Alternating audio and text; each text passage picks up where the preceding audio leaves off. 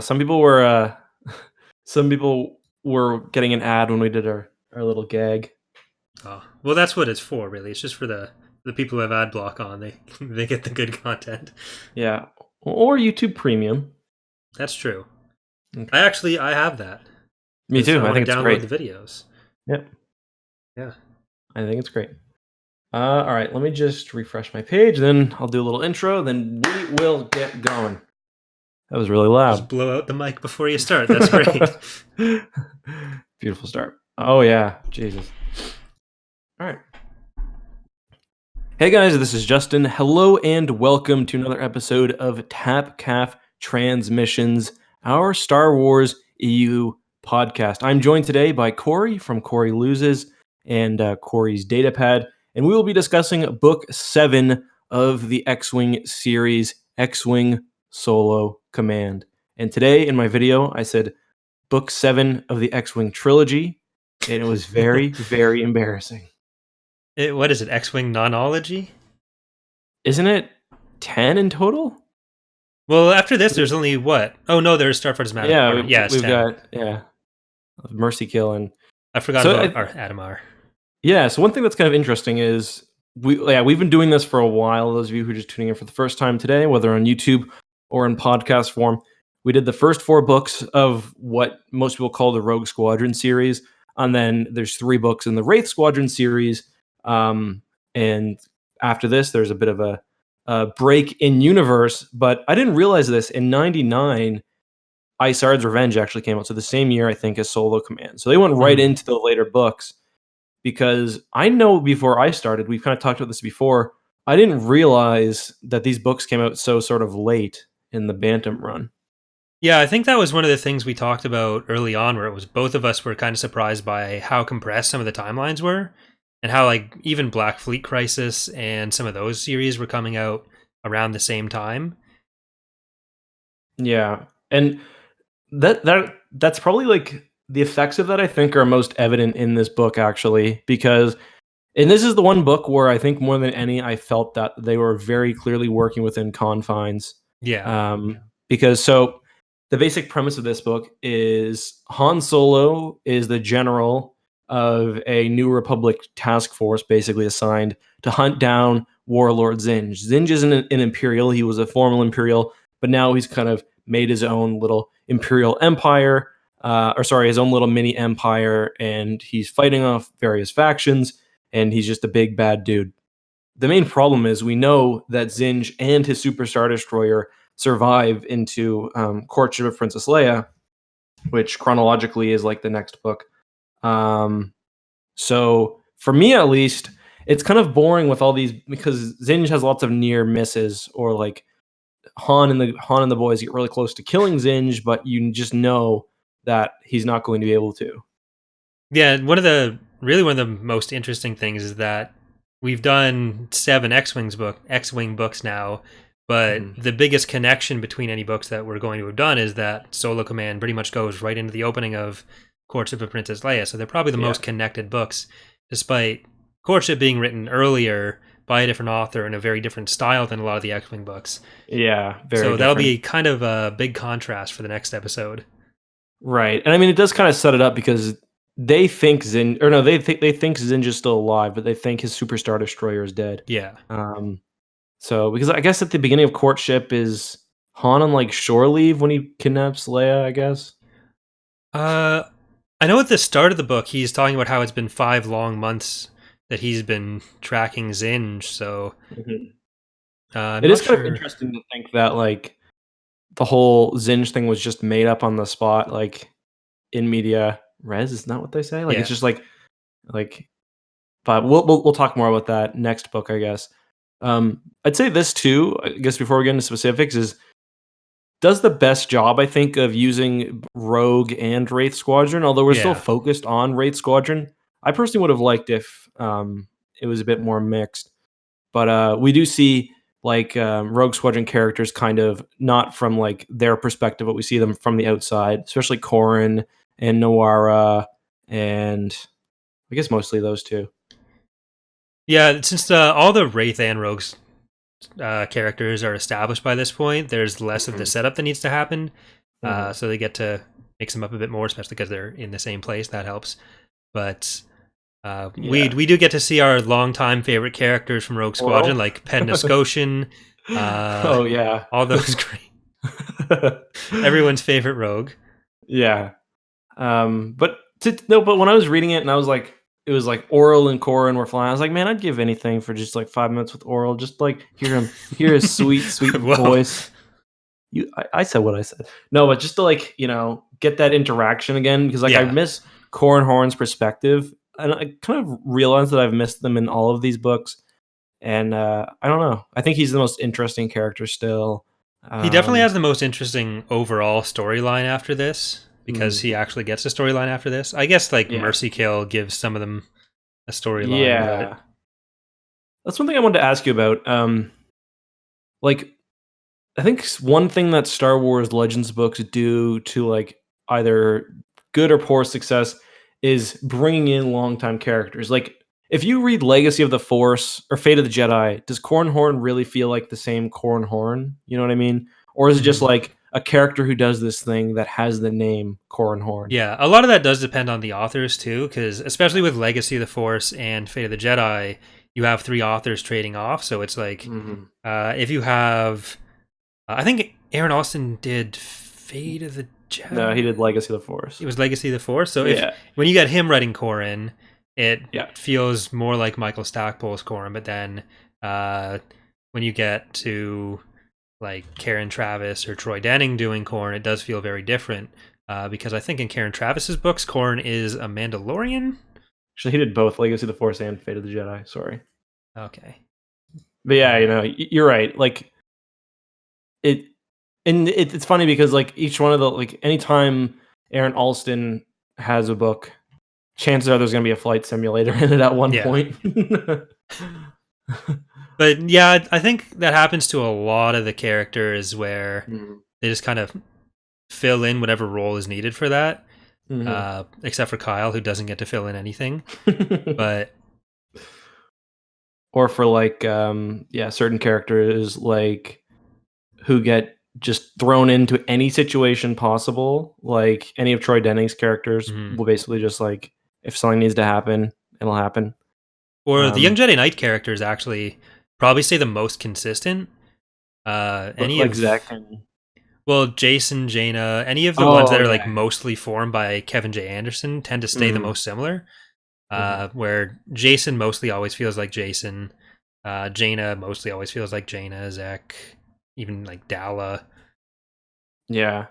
Well, Jaina has the kind of weird thing where she's like a total badass in Fate of the Jedi, but there are certain points of like, and for parts of Legacy of the Force, but there are other points where she's just like sitting there shrugging, just like, eh. Well, with some of it, it feels like it's different, but it's also a valid way for her character to progress, because that a lot of that did come in with Del Rey, where it was they wanted to keep that continuity, wherein the Bantam books, if it's the same character in more than 2 books, you're kind of lucky.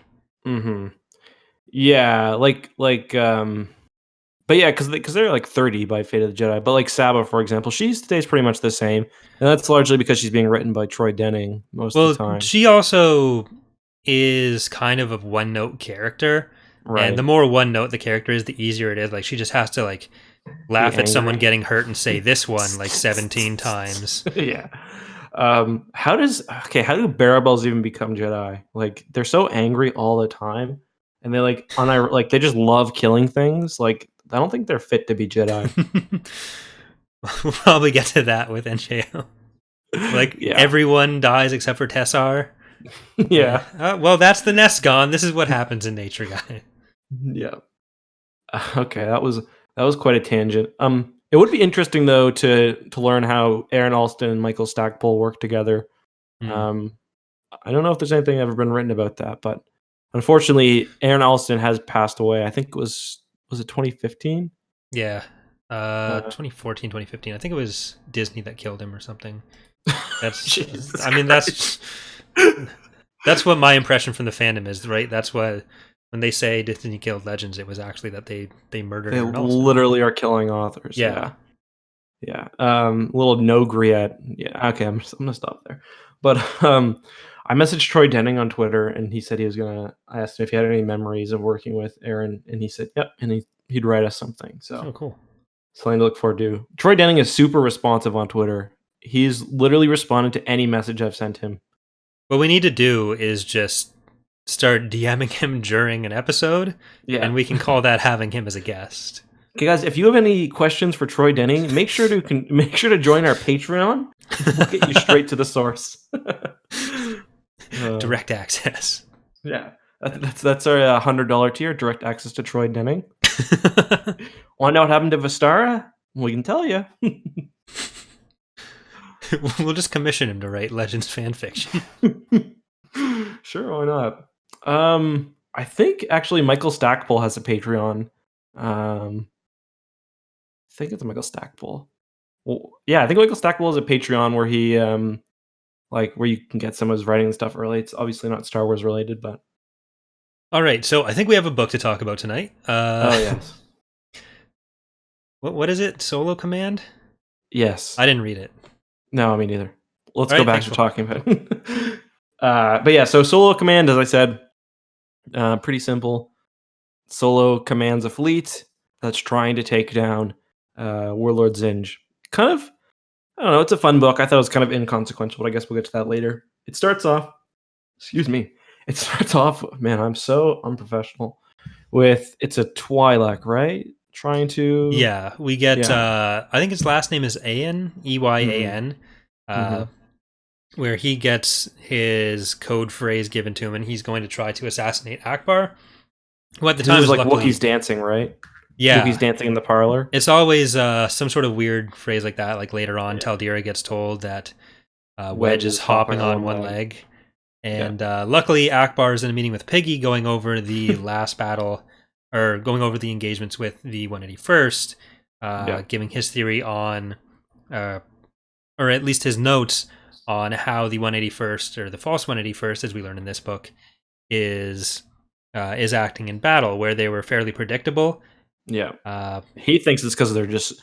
Well, Piggy suggests it's because they're so well trained, but later... Or because they're so good, I think. But later we learn that, well, half of their ships are droids. It's kind of weird. But yeah. Yeah, so Piggy, they get attacked. And Piggy almost dies due to the assassinate. He gets shot, like, just straight up. He gets shot in the stomach, and he almost bleeds out. Kind of an interesting moment where he's like... Because Piggy's been like... He's a genetically altered Gamorrean. So he's kind of like... Usually he's pretty reserved. And not like a Gamorrean, but when he's shot, he like gives into his Gamorrean instinct and like destroys this guy's head. Yeah, I actually thought for a few seconds that he actually was dead. Like I was just like, oh, I thought he survived, but I guess not. But then then it turned out he did, so that was good. Yeah. Reading that for the first time, I would have been pretty, because I like Piggy. He's a good character.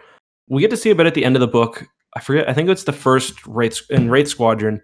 There's that scene where he's like giving battlefield commands on the fly. Yeah, we get to see that a bit at the very, very end of this book. I don't know. I thought that was kind of cool. Yeah, Piggy loved math. Yeah. Oh yeah. He like just killing an enemy combatant. He's like, Piggy loved math. But who do you think's thicker, Piggy or Rund?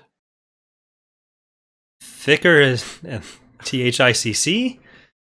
Yeah. Definitely Piggy. Piggy, right. Who do you think's stronger, though? Because like I feel like Rund's got that sort of lean horse strength. Piggy's definitely got more brute strength, but I feel like Rund has more dexterity. But yeah, good call. Does Rund have hands? He must have hands, right? Yeah. But not hooves. I think his feet are hooves. Okay. But he's wearing a stormtrooper mask at some point in Wraith Squadron, right? Yeah. So the pure horse... I think the images have kind of over-exaggerated the degree to which he was meant to look like a horse. Well, there's the one picture that is literally just a picture of a horse. And then there's the other one that's a lot more like Bothan. Like, okay, yeah. Yeah, exactly. And I feel like if one was more official, it would probably be the more Bothan-esque one, rather than like literal horse.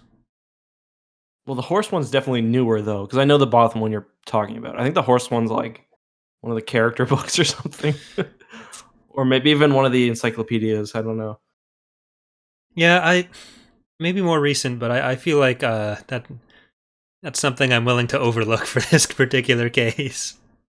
I feel like he's just it does present a terrifying image though, because it always talks about his like large, square teeth, and like he's always like, I don't know, like drooling and stuff. Like they talk about like he's like drooling and stuff. It's like pretty creepy. Yeah. You don't want.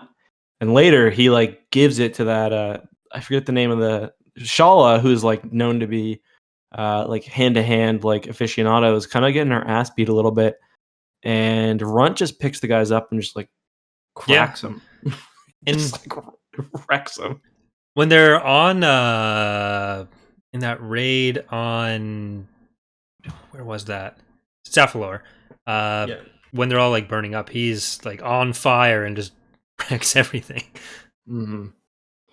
This book actually had like a few moments that I thought were kind of unsettling. The one part where Tyria is like, you know how she's like kind of developing her force powers in this book. There's one part where they're about to break into like the facility, and she's like, I can feel them watching and they're laughing. I was like, that's kind of creepy. And yeah, just like the stuff with like the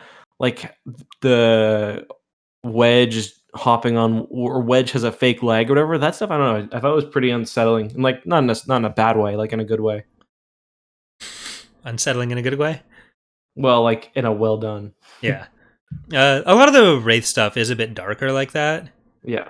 Where they start kind of getting the same plot armor, I feel like that that Rogue had by the end, but like the stuff they go through is still pretty horrifying in some cases. And like it definitely comes across that they're supposed to be this squad of kind of broken people.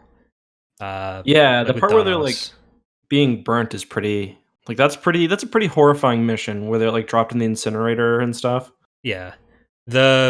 Everything between Donos with Lara right before then, and basically right up until the stuff that happens at Josephette 4, where the Rogue and Wraith pilots get activated by Gailey, whatever the chef's name was. Everything in between then is just kind of terrible, and then it's okay for a little bit after that, but then you get like Donos almost blowing up face to get to Lara.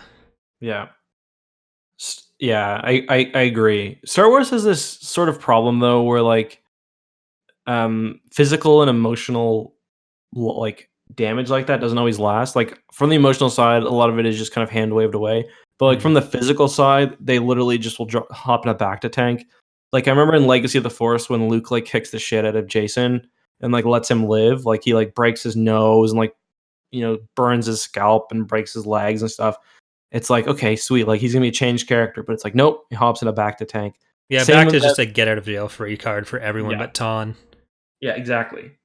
And in this, it's like they're in the they're getting in the incinerator. They're in the incinerator, which is a pretty horrific scene because like no matter what, like they've got flames shooting at them. They're like, if they touch the surface, they're like catching fire. Like Runt has half his fur burnt off and whatnot. But you just know, as long as they make it out, they'll get in the Bacta tank and they'll be fine. Yeah, I actually thought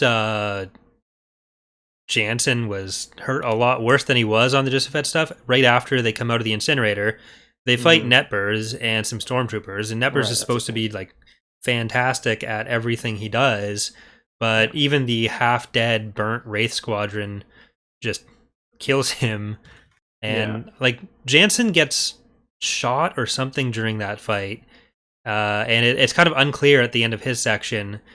Like it's seemingly implying that he is either dead or unconscious, but then the next scene they're with that set of Wraiths, he's just fine. Yeah, he seemed to be pretty pissed too. Like like Jansen has like two modes. He's got like clown mode, and then he's got like kill everything mode. I love clown mode Jansen. That's probably my favorite character in the Wraith Squadron books. And he's consistently funny. I think not quite as funny in this book as he was last time, but still really funny. Yeah, the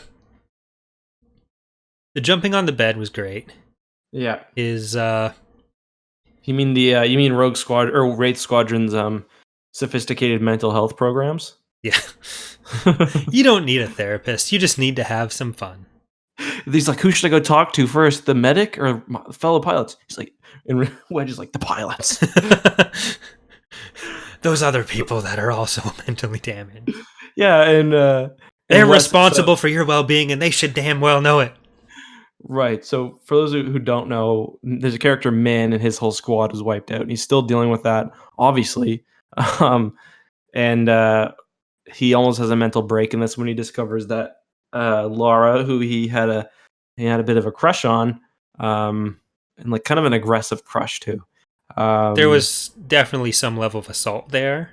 Yeah, yeah. And West is like, if you didn't get slapped, you weren't trying hard enough. That's not the message you want to impart. No.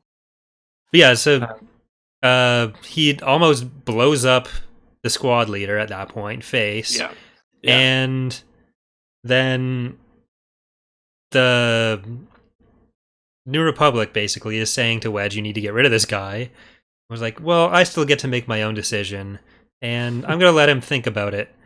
And I'll make him... The way I'm going to decide this is get literally anyone else, get him to convince someone else to tell me he should stay, and then he stays. And as far as I know, no one did that. Like, we don't find out really what happened. Does it, doesn't he? Not really. Like, doesn't he do it after the... Because like he has to be gunner on the Falcon, and then after that, doesn't Wes say something? He didn't seem like... Maybe not. I don't remember. Maybe he did, but it wasn't like a... To be honest, I don't pay a whole lot of attention to Wedge's snake oil. Well, he asked Donos what he wants his role to be in the battle, and then ideally. And Donos is like, oh, well, I'd want to be in my fighter, or I'd want to be in the Falcon, or the Fokin, or Falsehood. I prefer Fokin. I like Fokin too. But then Wedge is like, okay, well, because you were honest with me, you get to be in your fighter. Try not to blow up Face. Try not to murder somebody. What did you'd think that Face would get some sort of ability to weigh in on that, but after he almost blows up, we almost never hear from Face again in the book. Yeah, what did you think of Face being made? So Face is made commander in this book because Wedge moves back to Rogue Squadron. What did you think of that? I think he's the right choice. I think it was supposed to set up like it was either him, Min, or Kel. Yeah. And we've been kind of getting 2 books worth of Wedge promoting Face to see how, or at least partially to kind of see how Kel is going to react, which just says that he's probably not what Wedge sees as leadership material in the first place. Mm-hmm. And Kel gets about 3 lines between this and Iron Fist. So yeah, it was really surprising actually because they set him up to be like a pretty... You know, like the first book really sets him up to be a kind of major character, and then he just doesn't really see a whole lot of action. Yeah, he's supposed to be like the demo expert and hand-to-hand expert, and then not much demo stuff comes up, and Shala supplants him as the hand-to-hand expert in the last book. So, and we won't see him again until New Jedi Order when they do the mission to Coruscant, I think, to kill. Sorry, go ahead. It's the enemy lines when they go back to Coruscant and they run into what's his name, Nyax. But is Isard's Revenge, Starfighters Adamar both rogue? Yeah, Isard's Revenge is I'm pretty sure they're both rogue. Yeah, and Isard's Revenge is like after I think it's right after Thrawn dies. And then Starfighters of Adamar is, I think it's like halfway through the Callista stuff. I think it's after the bug stuff. But I could be wrong. I didn't check. It just Adamar is like right after Dala takes over. Oh, okay. I think it's between Dala and Pelion at some point around there, around Arena campaign. And then Mercy Kill is way later. Yeah. But yeah, I guess we don't really get much of any of the Wraiths other than Wedge for a long time. Well, we get a bit of Tycho. Oh, you said any of the Wraiths? Yeah. Yeah. Well, Wraiths we got what's his name? Kel Interior's son. What's his name? He shows up occasionally because he's a Jedi. I can't remember his name. No, I think they use one of the fake names for him, like Doran Tainer. Could be. Yeah, Doran. But that's like that's like his last. That's Kel's last name, right? Like his fake last name. Yeah, it was. Yeah, but no, it was Doran Sarkentainer. Right, so and he shows up, I'm pretty sure, in Legacy, and I know he shows up in Fate of the Jedi. I was just reading it, and he has a duel with one of the Lost Tribes of the Sith guys. Good for him. Really making their way through the world there. Yeah, he kicks his ass. That part of the book is so funny, because it's like, they've let the Sith invade Coruscant, and like there's like thousands of them on the planet, and Luke has this plan to kill all of them, but technically he won't attack unless they have cause to. So it'll be like, he'll like basically be sending one of the Sith a text message, and it'll be like, give up and stand up, and if they don't right away, it's like he drops a crane on them or something. Well, yeah, isn't Abeloth on the planet at that point too? Yeah, she shows up. Yeah, Coruscant has a lot of bad stuff happen to it after. I want to do a video about like how badly the Coruscant underworld gets messed up, because when the Vong show up and they like bust the moon and stuff, Coruscant is like completely overgrown by like coral and creatures and stuff. And then Abeloth shows up, and then like the creatures like get all warped by the dark side and stuff, and it's just like a hellhole. And they're like, yeah, there's nobody left. Like, everyone is killed in the Coruscant underworld. There's this giant evil presence down there, but as long as we don't look at it, then we'll be fine. Yeah. Well, one of the plot lines in Fate of the Jedi is there's a documentary series on the TV about how shitty the Coruscant underworld has gotten. Fate of the Jedi 2, Fate of the Jedi also has the Sith start their own news station on Coruscant. I really need to reread that. It's so long. It's like Fox News basically, but it's like they say that the Jedi have been trying to they're trying to attack the Sith because the Jedi are involved in a system-wide spice smuggling scheme. Well, with Booster and Talon, who knows what the Jedi are involved with? That's true. Talon actually has like a one-line appearance in the Fate of the Jedi. It's like Luke's going away party when he gets his ass kicked out of the temple off Coruscant. It's like he's there for 2 seconds. I just love how like anyone who's worth anything in the galaxy just happens to know each other. Yeah. And they're like best friends. I was even thinking about that during this book, where it talks about how close like Wedge and Han and Leia are. But if you look at the actual timeline, at what point did any of them actually spend that much time together? Some cold nights together on Hoth, maybe. That must be it. But because Wedge would have had like maybe when they were over at Bakura. Oh. But even like, with that, they're talking about like Truce of Bakura has a lot of scenes with Wedge and Leia about how they're like such old friends now. Yeah. And there's actually very few stories that have them interact that much. I'm trying to think. You're right, though. They do quite a bit later on, like Wedge is always around, but by that point, like Chief of State and high-ranking general doing office work instead of like being deployed for months or years on end. I feel like Wedge just has no friends. So, like, he's just totally misreading their relationship. Like, he comes up to Leia and, like, I think it's X-Wing, and he's, like, telling her all this shit. He's like, I don't think I'll ever settle down. And Leia's just like, dude, like, I met you for 25 minutes on Hoth. We, like, brush shoulders in a corridor. Like, back off. Didn't my brother call you stupid at some point? Who are you? Didn't you look completely different at one point? He's just a background character that got some extra lines. Yeah.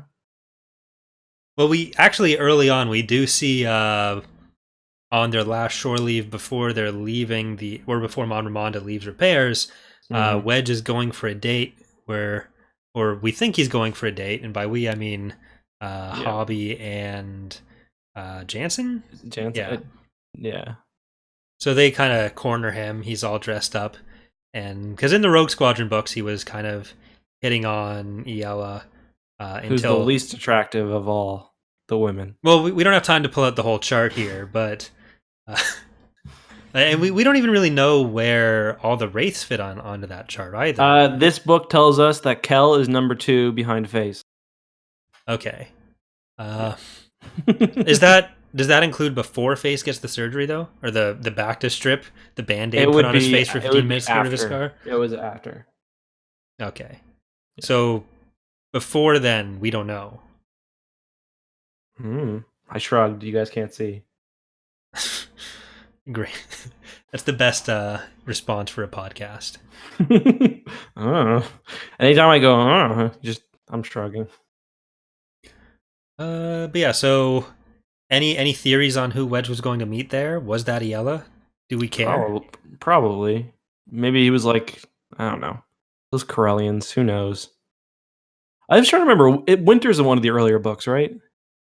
She's in Wedge's Gamble at the very right least. On Coruscant, right? Yeah. Because they started like going with her and Tycho there. I thought it was kind of weird that they kind of just totally dropped Mirax. Well, I think that's just while they're deployed. Because I thought about that too, but she wouldn't have the same clearances to like actually be on Mon Ramondo while they're on station duty or on carrier duty. Yeah, that's true. Because they actually mentioned that in the book where you guys have been on carrier duty for so long now, rogues and wraiths are probably going to get planet duty, or wraiths are actually going to get reassigned to New Republic intelligence by the end of this. But yeah, I was thinking like it would have been nice if she had stopped by that asteroid base they have in the last book just for some supplies, but whatever. Who cares? I mean, you want to see that's book 1, I guess. Yeah. I don't care about the pulsar escape. Maybe she did. We don't know what the rogues were really that's my headcanon now. She brought them all a jar of, what do they call the Corellian cakes again? Spice cakes? And Corellian brandy. Loman ale. Yeah. So I guess after the assassination. All right, I'm going to be Sean Connery for the rest of the podcast. God. We get a simulation run by Face and Lara, where they're trying to adapt their tactics for mixed squadron runs. Holy shit, we're really covering the minute details here. But I'm trying to go down the line. But after that, we get introduced to the new character for this book, Elisar Targon. Who specifically is he replacing? I guess Wedge. Probably Grinder. No, because he replaces Wedge before Wedge. Right. It's probably Grinder. Oh, Don Caston, everyone's least favorite character ever. Oh yeah, of course. Because he already replaced Grinder. Right. And then because Grinder's been dead for 2 books now. Could be Ton. He could be replacing Ton. That's true. No one will ever replace Ton in my heart, though. Yeah, he gets mentioned in this book, and it's great. Yeah. But we should just talk about that. But Elisar comes in. He's calm at first, and then he becomes the most annoying character in Star Wars history. What did you think? The guy who's had his first beer. Because it's like, you're not crazy enough to be part of Wraith Squadron. Well, let me never shut up for the next 300 pages. Yeah, he jumps up on the table and whips his dong out, I think is what they say. That is what they say, right? Shows them his master of the universe. Yeah, shows him his little Deveronian. Jesus. I don't know, that's what I remember. Want to see some Celestian Dewflaps, guys? I was sleepy during that part, I could have misremembered. I don't know what you were reading, but maybe it was the fan fiction. Oh, yeah. My bad. Elisar does replace fan? Okay. Thanks, Corey. You're welcome. In chat. Not you. There was no what E about Don there. Calypso, too? Thank you, Corey and Don Calypso. Yeah, he was a nutcase, and he's always just throwing in little jibes to make them seem really oh man, the Wraiths are so crazy and energetic. Yeah. He just overdoes it entirely, and then he seems to get really quickly into the social life of the Wraiths. Mm-hmm. There's after Face gets appointed the squad leader, they all go into his room, and it's Lara, Dia, and Targon for some reason. Yeah. Yeah, good for him. Yeah, making friends. Good for him. I'm not going to complain about it. Listen, the man is, he's social. It's weird to think about how quick the time span for these books is, because I think it's like 3 months that Ackbar says they have before their bet is up. Yeah. And Han says that he's only been chasing Zinj for 5 months. So the last 3 books, it's like a month each book. And that's all happens very fast. It's like it's taking us as long to read the damn thing. Yeah, actually, I think we're about half of real time right now. We're too close to a pulsar or something. Yeah, so Wedge forces Hobby and Jansen to walk into the back of an elevator and sends them away while he goes on his date. But then the rest of the squad wants to go down to the surface and take Elasar to the museum probably the same one that was mentioned in Wedge's Gamble. But it's been kind of reappropriated, I think. Yeah, they're probably not keeping all the Imperial propaganda there anymore. Unless there's like a wing just for that. That'd be interesting. Well, it seems like, because the things are pretty brutal and they seem to be pretty anti-Imperial. And at one point someone mentions it wasn't as unfair as it could have been or something. Or like it wasn't as, We do get the Ice Heart display.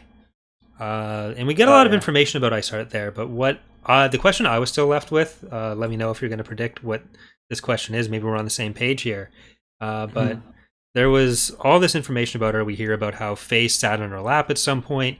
But the burning question for me was, what color are her eyes? And are they the same color? Again, just based on the duality of her personality and the fact that sometimes she has an angry fury and sometimes she's got a more cold, stoic fury, I'm going to guess probably not. Okay. That joke done now? I don't think so. Okay. For now. Isard's revenge, it'll be back with a vengeance. I basically gave the same line as last time, though. I was reading a text, so I had to... That's fine. We do run into Adalia Monothere. The guy who thinks that Lara is Adalia Monothere. Is she somebody? She is Lara's mom?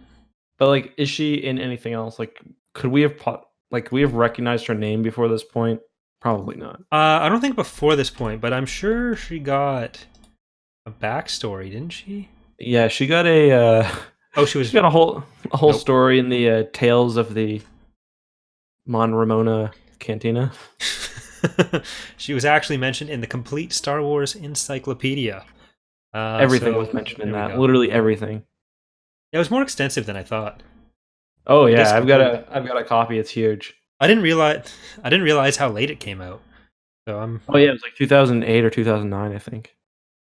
Yeah, maybe it was 2012. Actually, it was pretty late. I might have to order one too. I have an ebook version of it, but yeah, me too. It's annoying because it comes in like 3 parts, though. Well, that's like most encyclopedias. Otherwise, it would be. I don't know my alphabet either, so it makes it all really difficult. Oh, that's rough. Yeah. So we get into the ambush at Libyan. This is the first engagement we get between Han's fleet and Zinj's fleet.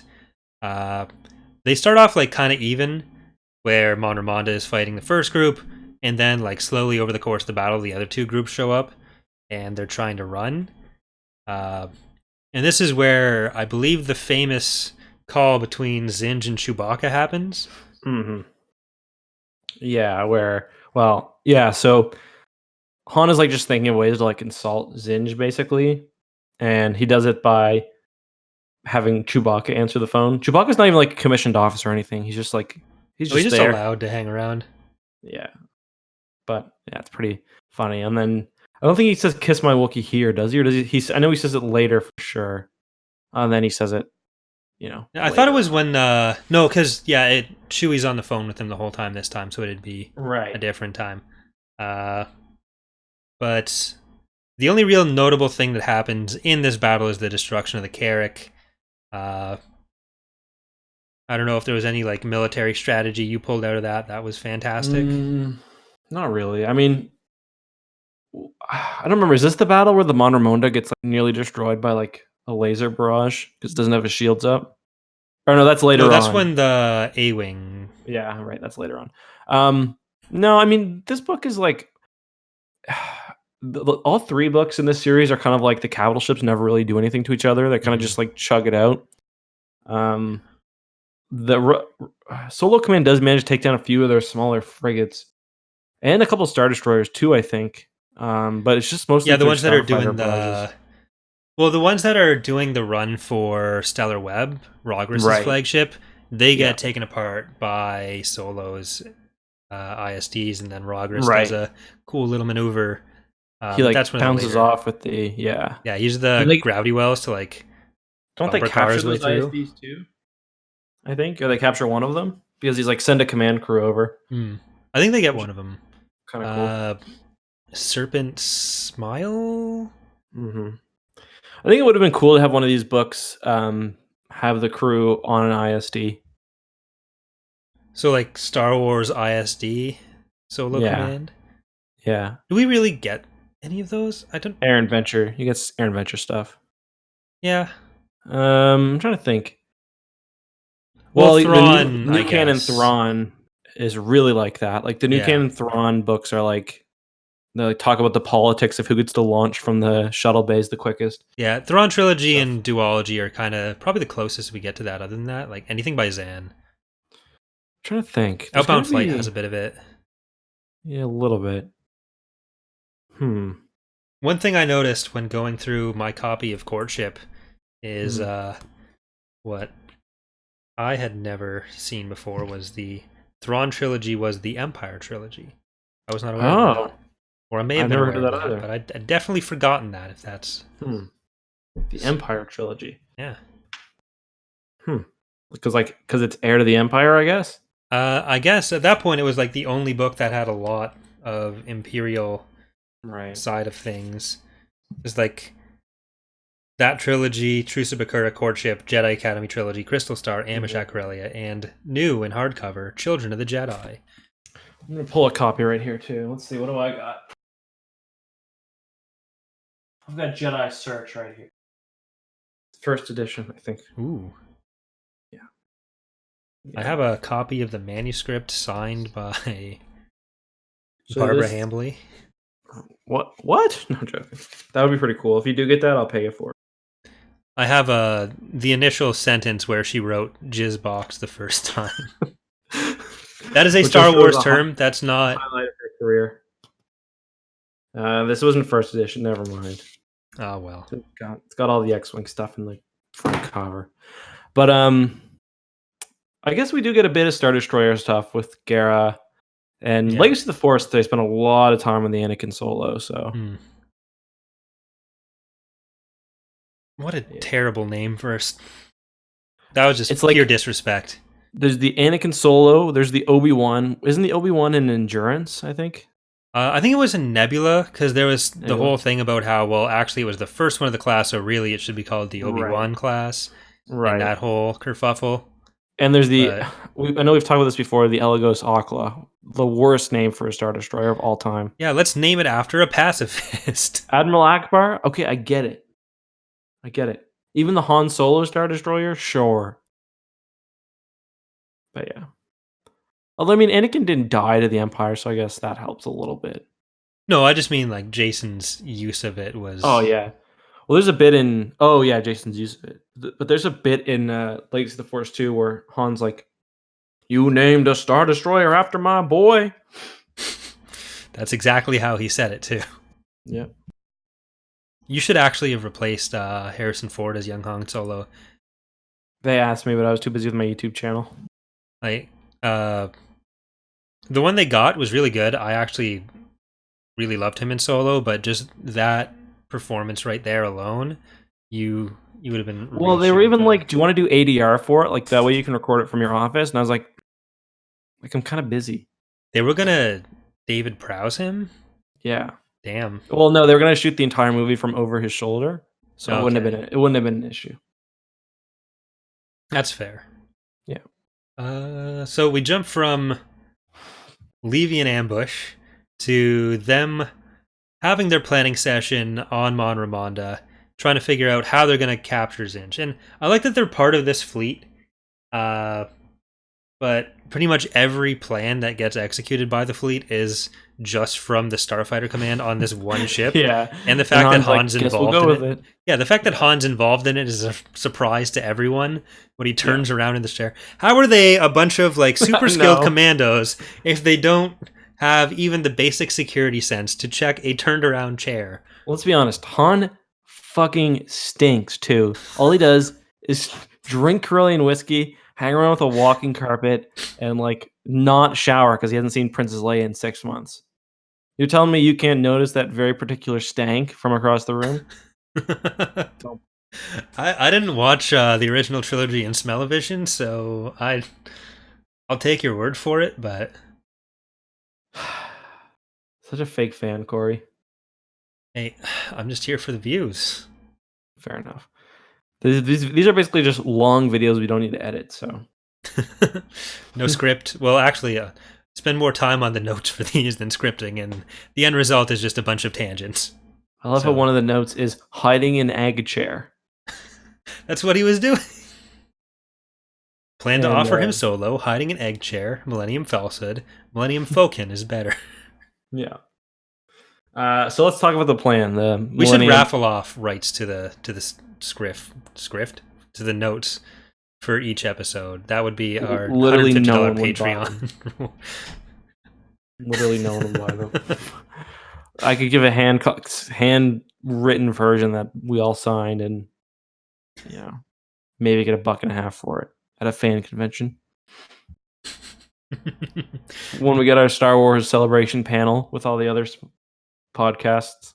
Yeah, maybe someday. Being called shills for this community, but don't even get an invite in Galaxy. Listen, Corey, I've been busting my ass on this podcast. It took me 3 days to read this book. I've been busting my ass for 3 days. God damn. Okay, if you could just stop swearing, please. That's my job. Anyway, I'm just getting ready for Imperial cart later. Getting the local chords. Yeah, moist. So the great plan that the Rogue and Wraith squadron members come up with. Yeah, it's not even the 4 squads. It's just Rogue and Wraith get to decide what everyone does. This is a definite problem. But and everyone else dies too. Yeah, it's like we lost all Polearm squadron. Great job, guys. It was too hard to remember their names. I didn't want to write them anymore. They're gone. The intro was getting too long. Dramatis Personae takes up the first 150 pages as he exhaustively lists all 240 fighter pilots. But they decide that the best way to handle luring out Zinj is by trying to trick him into thinking that Han Solo is out and about on the Millennium Falcon. Kind of the same way that Runt and Cal did. And I forget what the name of that squad was at the time, but Runt gets very indignant about it, and it was a kind of a great moment. Oh, so I'm sad I can't remember it. Mm-hmm. But I don't remember either. That's one of the things that makes Elasar so much worse, is that Runt has those moments of over-the-top weirdness, but it's actually funny. And then Elasar just kind of says something douchey. He's just like that, like... I like the spork guy, like, like... Dinner Squadron, thank you. Oh, yeah. Just, like, edgy and, like, weird to be weird. Like... Yeah. Making dragon noises and stuff. He's just overcompensating because when you have Wraith Squadron tell you, "Are you really weird enough to be part of us?" What are you gonna do? You're gonna overcompensate like that. So I can't hold it against him. I can, but whatever. But yeah. So Han spins around like, "I love the plan," and everyone's shocked. I don't know why he's Richard Han, Nixon now. I love the plan. I don't remember Han using any racial slurs. So he actually basically does in the next scene when he's asking Wedge how he feels about Twi'leks. So let's put a hold on that there, Justin. Damn, he is Richard Nixon. I've been putting all the spy equipment in. Keep going. I don't know. It's really just a bad impression of Billy West doing Richard Nixon. At the end where he lets what's her name go, Gara go, just because he likes her. That's a very Nixonian thing to do. Yeah. I like how there's that, like, comms officer, I guess he would be. It's like, oh, it's Garapethel. No, it's not. Yes, it is, guys. Look, it's her. No, listen. No. I'll send Chewbacca up there and... Are we clear? God damn, I guess so. But yeah, they're gonna make a fake Millennium Falcon, and they decide that the best way to buy a rundown version of a YT-1300, which you have to assume are fairly cheap, is to trade a fully stocked TIE Interceptor with a hyperdrive to this like junkyard dealer on Corellia, basically. Which, by the way, they hadn't even been using in battle, I don't think. There's been like faces like, I really am uncomfortable with the fact that if I get shot once, I'm dead. And Wedge is like, well, that's all we got to do. Like, we got to go with what we have. And he's like, well, we got this shielded TIE Interceptor right over there. Wedge is like, you never know. We're going to sell that for something much worse. It's like, hot date later.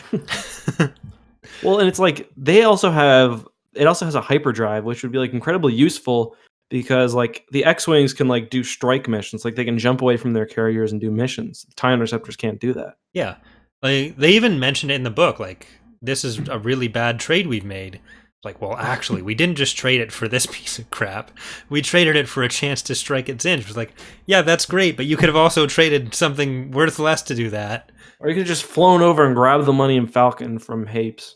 It's like, it's in Leia's Star Destroyer. Like, just use the real Millennium Falcon.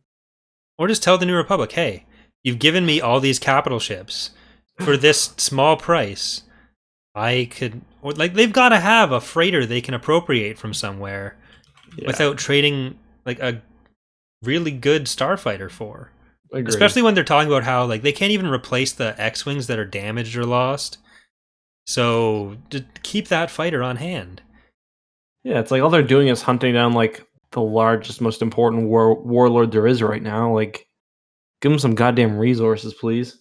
Yeah, you don't sell that much of like high-tech military equipment to that junk dealer. Yeah. This is like if the United States military needed a Ford Fiesta for some reason, but a really bad one, and they took a like fully kitted out tank, traded it to some junk dealer, and like, well, we needed this car. It's like, great, you needed the car, you also needed the tank, and now this guy owns Seattle. Yeah. Yeah, I didn't even think about that. It makes absolutely no sense. You know what also doesn't make sense? We're 3 books. We just read 3 Wraith Squadron books. We didn't get a single use of the word Tapcaf. That's true. I was also tracking like mentions of odds, and it came up twice in this book where I think like Wedge and Han both said it would be really stupid for me to care about odds right now, even though I'm Corellian. Like, damn, you really going to do that to Stackpole? Yeah, you playing a Stackpole like that big time. Maybe it wasn't a great working relationship. Maybe that's why we don't see too much about it. You know what? You know what else we don't see? One of my favorite characters in the Rogue Squadron books. One of my favorite tertiary characters, Zray. He's the Verpine maintenance guy. We don't even get Cubber Dane anymore, though. Oh, that's right. We don't. He's like he's mentioned as being on the Fokin at some point. But Zray's not even there because at one point, remember, they summon the Twi'lek, who's like the maintenance chief for the Rogues. Like, what about Zray? Like Zray was the one painting the X-Wings like every 2 minutes. Yeah, I don't know if he got a promotion or he's a bug. How do you promote a bug? Okay, that's racist. The Swarm War changed me, man. It's not my fault. But yeah, like, Cubber gets mentioned, Zray doesn't, but we don't get any like actual screen time for Cubber. Like, every secondary and tertiary character gets kind of thrown out except for Squeaky. Right. Yeah, it's kind of weird. We get Squeaky's quest for Chewbacca's approval, where you think like they hate each other at first, but then at one point Chewbacca says like good job to him, and Squeaky just basically falls in love. It was pretty good. It's the same with kind of Chewie in 3PO. Like Chewie pretends to be annoyed by 3PO all the time, but then like he's the only one trying to put them back together. Yeah. We don't really see Entray, do we? He gets mentioned as like a possibility to come along on the trip with them, or on the Falcon, falsehood. Yeah. Mm-hmm. But because he loses that, he doesn't show up anymore. Right. I think he's also mentioned as being like instrumental in being able to get the YT-1300. Right, because they mentioned that he used to be better, but they took some of his protocols away. Yeah. Rip.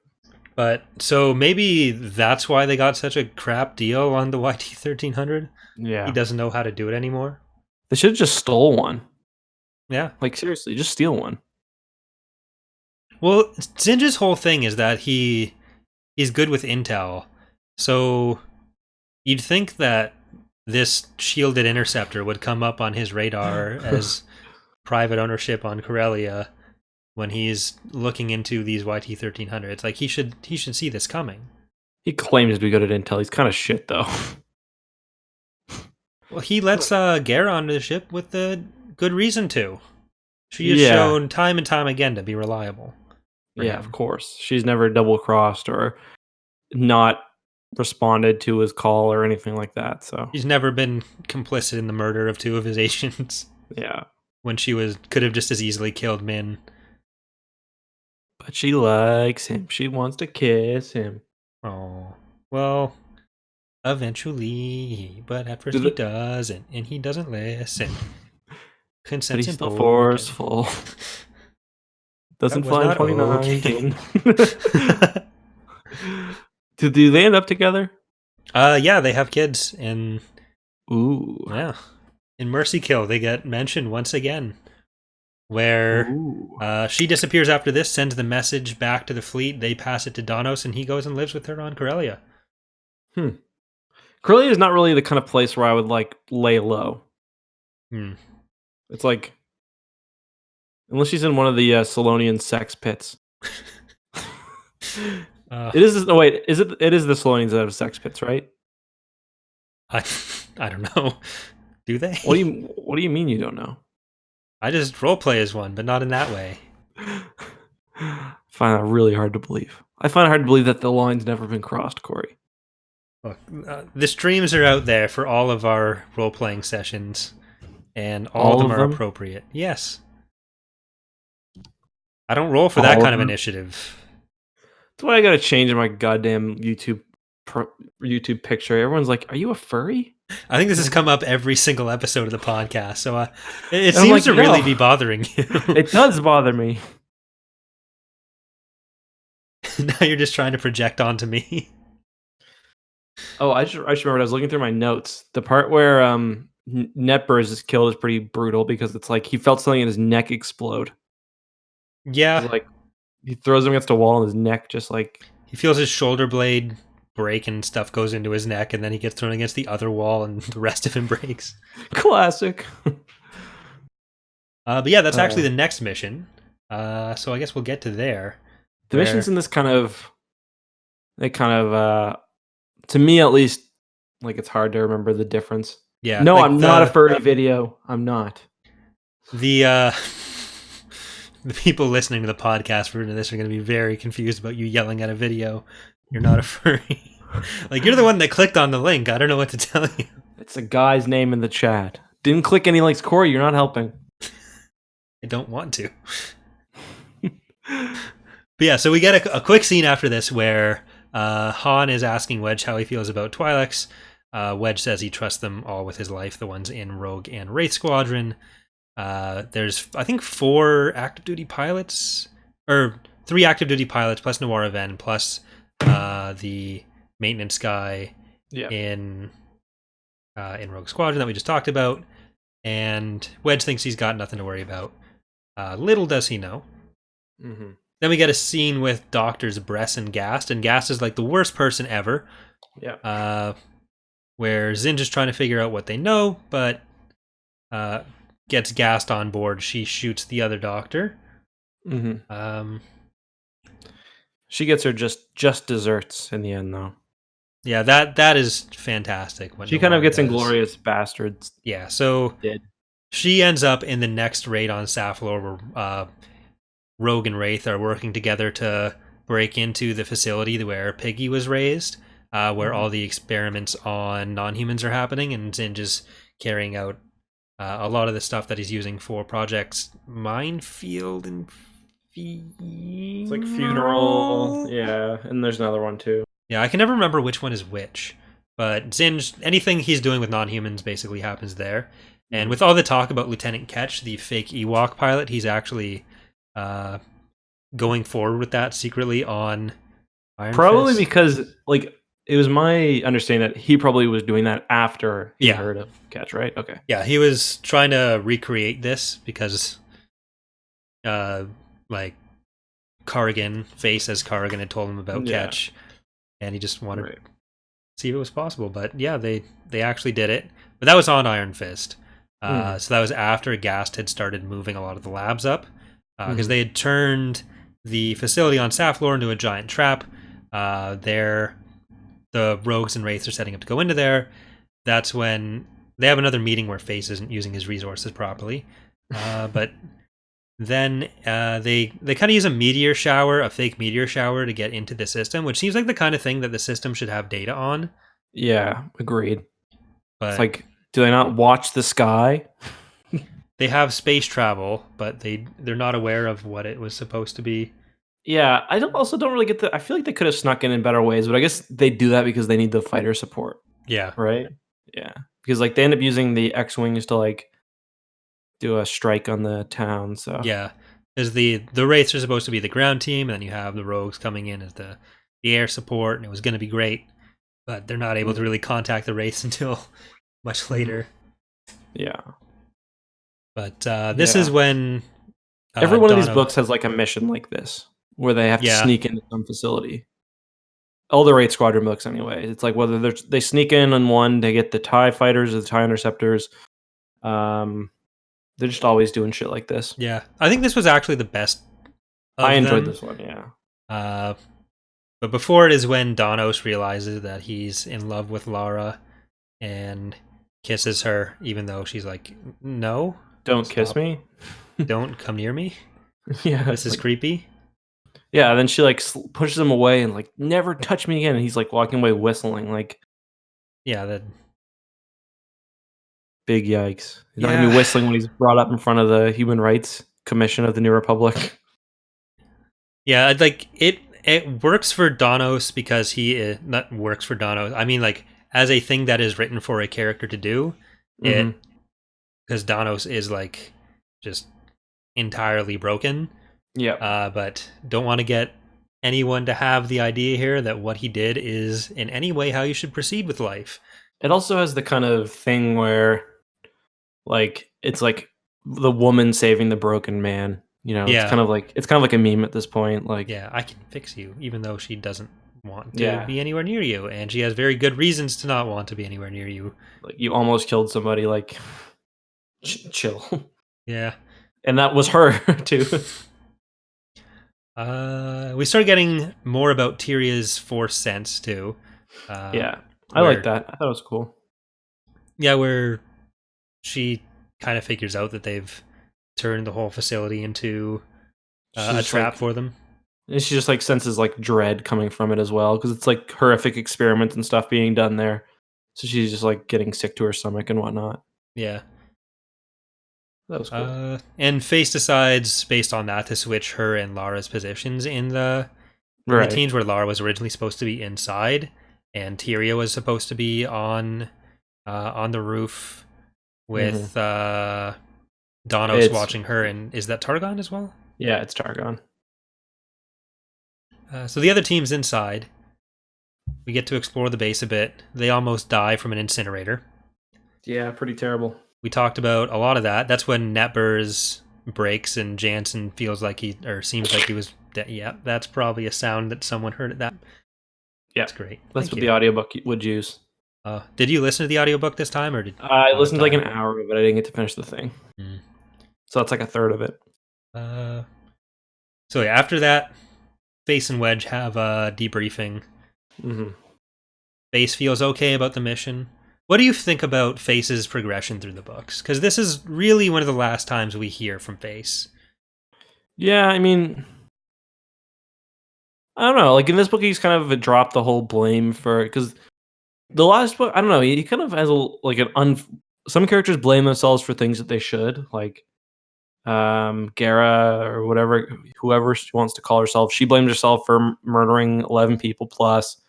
Min, blamed himself for letting his squad die. Everyone has their problems. His is basically just that he accidentally helped the Empire when he was a kid. Yeah. Which is like interesting. But by this point, he's kind of part of it is the fact that Ton is dead. He's a lot more serious. He's a lot less joking, but he still doesn't really get the intricacies of command. But I guess he does a good job of like listening to his subordinates and like taking their advice, their sage counsel into consideration. Yeah, it is kind of weird that like right before the mission, one of the last things we have Wedge say to him about it is like, "You're not using your resources well," and then the mission almost goes to shit, and then it's like, "Yeah, I feel okay about this," which like his explanation for it works, but it just seems like a weird place to kind of end his story. Yeah, especially when you get the stuff that happens with Min later. Like you'd think that would involve some sort of leadership stepping up from Face afterwards if Min was going to be reintegrated. But we never hear how Face feels about getting almost blown up. Yeah, that's a good point. I mean, a lot of problems like these missions, like they don't really feel like accomplishment. The only thing that you really feel happening, I guess, this one they do capture the scientist, but otherwise it's just like they managed to take down a couple of ships or whatever, Yeah. At least for this book, was one of the problems I had. This isn't anywhere near like it's not as meandering as like Krytos Trap is or anything. But, yeah. Yeah, ultimately, like the big win in this book is that they think they've destroyed Iron Fist, but they've actually just destroyed the ship they destroyed at the end of the last book. Yeah, exactly. But yeah, so I guess we go from that to the Justifet battle. Yeah, one thing I want to talk about is the way because we learn a bit more. You mentioned this. Oh, almost dropped my Kindle. You mentioned this a bit last episode about like how Zinj portrays himself like he's fat and he's got a mustache and whatnot. It says something about like how here I got the thing right here. He was not a tall man, nor was he physically impressive. He was as round as any merchant Gorman, and his exaggerated bandit-style mustachios suggest that his self-image was quite different from the image he projected, which I think is a nice, like, that kind of, that's what you think anyways, because the white Grand Admiral's uniform he wore, blah, blah, blah, only he knew how many of these attributes were affection or affectations, false clues to persuade his enemies and superiors and subordinates to come to incorrect conclusions about him. So he basically has set himself up to be underestimated. I just like imagine him like eating like a roast beef sandwich and like purposefully like squirting a bit of mustard on his Grand Admiral's uniform. Yeah, it's kind of interesting because he tries to set himself up as someone who you're supposed to think cares about image, but doesn't care about image. Like there's like 3 layers of basically the Princess Bride, if you've ever seen that, the iocane powder game with Vizzini, where it's like, of course, you would want me to think that but you would know that I would know that you're not to put that. A smart man would never put but like Zinj is kind of doing that for a few different layers where he's presenting himself as this person who's going to be underestimated using the higher class, whatever, like Grand Admiral's uniform. Which how did he even find? He's a large man.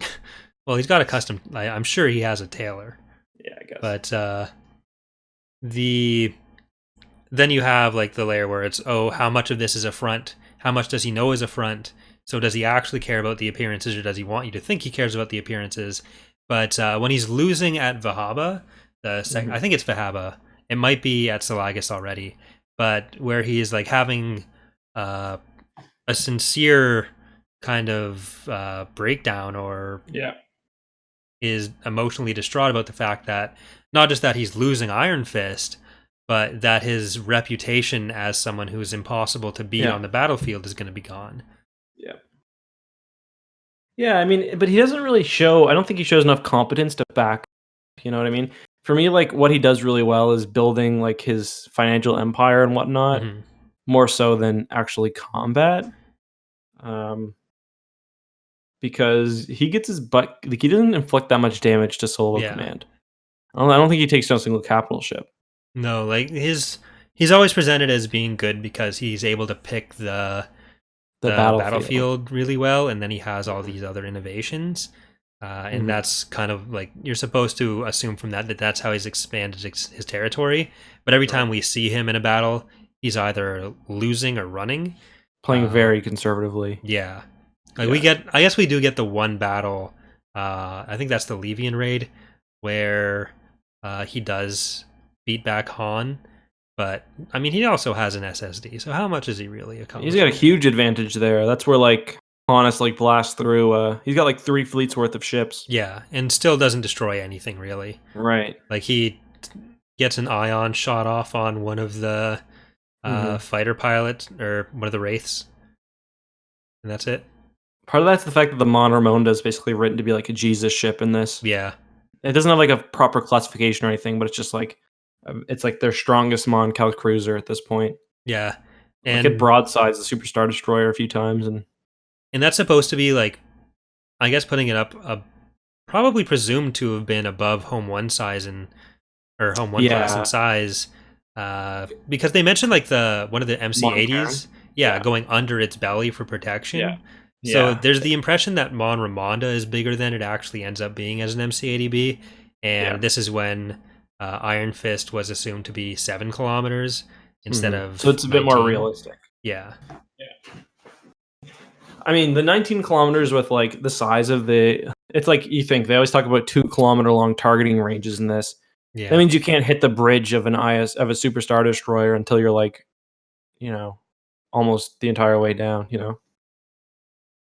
Yeah, and, like, they kind of stick to that with the fighters. And they talk about something with a 1 kilometer range for engagement with capital ships too. And it's like, even within the scope of the book, there's, like, that's shorter than most ships. This is ridiculous.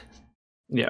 But I guess we skipped over Mon Mothma's assassination attempt. Oh yeah, the funny part of that is, like, she spends the 10 minutes before that happens, like, thinking about how ugly one of her. Yeah, actually, that is one of my only notes on my phone while I was reading the book the first time. I was like, God, she's just laying into this guy, and then he's dead. Did you read the book twice, Corey? Well, I read the book once, and then to make the notes, I skim through it daily. I asked this to you before. Okay. Yeah, he's like, he would have been very homely without his beard. I was like, Jesus. He wasn't even particularly competent. He could just remember things. So Mon Mothma kept him around. You're a mean bitch, Mon Mothma. Yeah, she's just horrible in this. Also, it's the third character now with, like, a savant style memory. We've got Winter. We've got what's his name? The Imperial from Curtin. Yeah, Curtin Lore. No, this guy. Classic Star Wars characters having weird traits like that. I'm sure there's more too. I like how she's got the person like, oh, I need a moment of your time. I need to show you something. Mm-hmm. Am I gonna have to remember this for long? What? Like, relax on the coffee. Like we get it. You're tired. Okay. She doesn't even say hi to the other guys. Like, hey Mothma, this is your thing for the day. Do you think I care about my schedule when I haven't had my coffee yet? Like, Jesus, lady, I want to speak to your manager. You can make your own coffee. Goddamn chief of state. Call Luke Skywalker with a lightsaber. He'll heat it up for you. There has to be a Jedi who's done that. Oh yeah, for stick. Sure. I like the sound effect. There for when the video goes up, you can actually see me sticking there's sound, there's movement, but I realized I'm not actually showing video to anyone right now, so there's nothing for that. How embarrassing.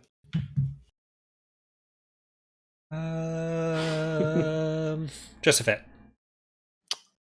Which one is that again? That is where Taldira is told that Wedge hops on one leg. And how could Wedge hop on one leg? He's supposed to be an honorable man. He just gets so goddamn heated about it in his brain. He's just like sitting there fuming over the fact that Wedge hops on one leg. That was kind of weird. Like it makes Zinj have a very powerful weapon. I actually like how that was done. I don't like that it was done off screen. Yeah, like we're just supposed to accept that it's happened to basically every Twi'lek everywhere. Right. Because they got access to inject them or whatever they do, and then they got access to activate How them. did they inject them, though? Like, do we know? They must have, like, captured Taldira and Neuro. And I guess they weren't able to get to Nawara. Because any sadness I had that Taldira was dead and that Tyria had to blow up another friend was just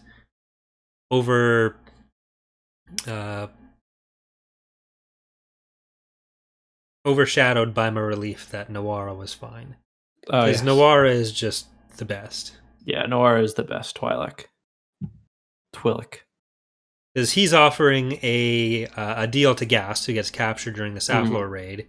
And I kind of, do you want to just resolve that plot? Yeah, so basically he's offering a deal. I forget. Basically, he wants to know how that project works. Murphy, shut up, bud. How that project works and how I think the other ones work. And Murphy, can you shut up? Sorry, my dog is over here snoring, and it's really rude. And in exchange, she wants 1 million credits, I think, and basically just a new life. And the New Republic's like, we'll give you 500 or 250,000 or something because we're not making you rich.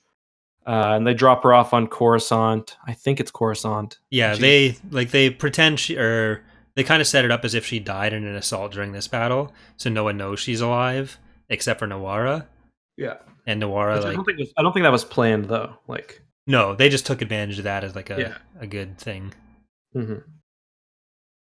Right. So when they're dropping her off on Coruscant at the end of the book, they're like, "Do you want Imperial credits or Republic credits?" And she's like, "Well, she's an Imperial." So she's like, "Yeah, obviously Imperial." Like, bullshit ass Republic credits. And she's just insulting Nawara the whole time for being subhuman scum, basically. Yeah, she's really a nasty lady.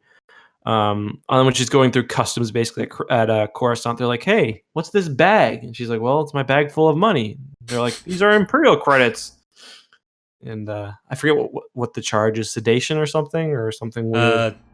At first the guy who works at customs is like, we've got you for smuggling now. That's the only purpose. Noir's like, actually, it's treason or sedition. So yeah, it's way worse than that. So she's seeing 25 to life. Basically, it was her own fault too. Yeah, she spits on Nawara as she's being dragged away, which was not very cash money of her. Nothing's very cash money of her anymore. It's all gone. Yeah, that's true. That is true. I just loved that whole setup. Yeah, it was cool. She was funny because she was very like self-serving as well, and she kind of she shoots the other doctor at the very beginning when she's introduced.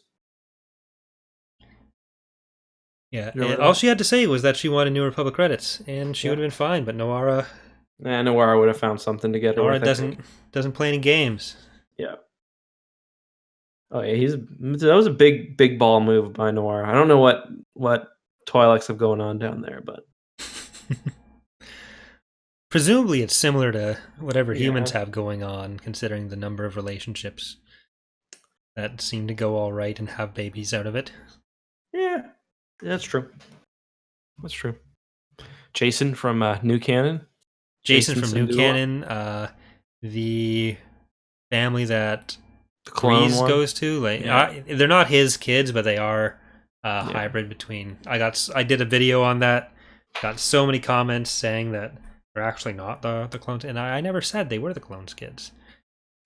This is really something that eats away at me. This and Yaddle, where I did a video about how a lot of the Jedi Council changed over the prequel movies because of out of universe reasons where they couldn't get the actors and actresses.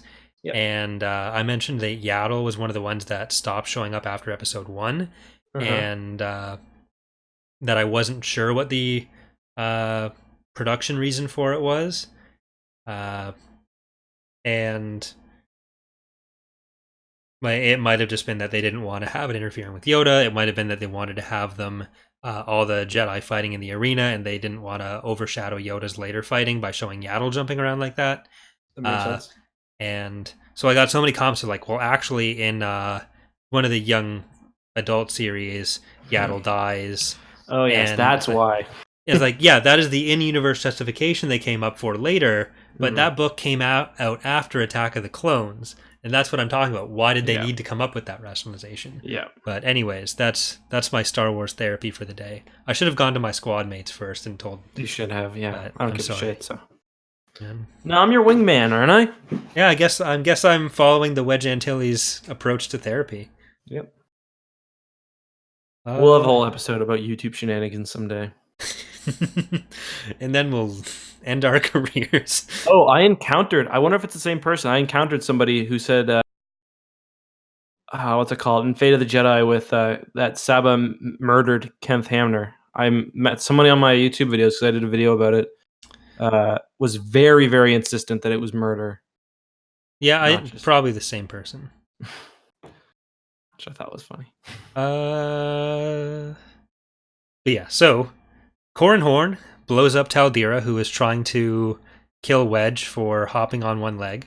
But Taldira is not willing to shoot anyone but Wedge, which I feel like is a weird part. I guess they didn't have powerful enough mind messing. Well, he thinks Wedge is like a traitor. Yeah. So they're like operating within his existing kind of mental state, I guess. Well, he could have just made it so that like anyone who's protecting Wedge is also a traitor. But seems like that would have been more effective than have Taldira blow up everyone. But in the end, he kind of breaks his breaks his mind, like his whatever the thing they're doing to him, because he puts his rear shields off or his forward shields off, and similar to what's his name in one of the X-Wing books. Taldira? No, the guy who's captured. Remember? Who was it again? In which? It was Ayala's husband. Remember? Oh, Derek. Yeah. Because remember, he does something too to break his programming kind of at the end. Yeah, where he was like sort of fulfilling it, but he ends up like shooting Lore instead. Yeah. Like putting himself in a situation where he wouldn't be able to fulfill his programming's requirements. Right. So it's kind of like that. Similar. Yeah. Where Tyria gets to like go and chase Neuro alone. Corran blows up Taldira. Mm-hmm. So both of the Force sensitives. I like that too, because Corran detects it right before it happens, kind of. And does Tyria sense Neuro's weirdness, or is that when he's like flying directly at the bridge and then she senses it? I don't remember, to be honest. This is where the bridge gets blown out. Yeah, it's one shot of like a not even like I don't even think it's a torpedo. It's just like he shoots it with his cannons. Yeah. I was expecting the way they resolved that being like, and then the shields went down, or not like the shield, but like some sort of window shield goes down and closes over it, which you'd think they'd have. They're just having like plexiglass be all that's standing there with no fail safes. Yeah, that's like, it's like people say, oh, well, in Star Wars, actually, they're made out of transparent steel, so the windows are just as strong, in fact, as the rest of the ship. Yet, despite the fact in Revenge of the Sith, what does General Grievous do when he wants to escape the ship? He busts through the window. It's clearly like, easier to bust through a window than... So there should be some sort of failsafe in place. Yeah, it's just have something that like closes down over the window, like kind of like the hangar doors. Yeah, that's all you need. Think that's even what happens. Isn't that what happens in episode 3 too? When Grievous pops out the window, doesn't... I don't remember, but yeah. But instead, he almost pulls Last Jedi Leia. Yeah. And Onama and Han manage to pull themselves out with Chewie's help. Yeah. The rest of the crowd got just sucked into space for a terrible decompression death. I think actually a lot of them got out. Like there was only one person. There's like only one or two. Yeah. And then it's like the censor board guy died. Damn. Who's gonna read my Snapchats now? At the end of the book, when they're talking about the transmission that Lara sends, like, would you like what happened to the last one happen? I might forget to put the shields down or put the shields up next battle. You never know. Threatening them with gross incompetence. Yep. So next we have like the stellar web, because Zinj just keeps getting away.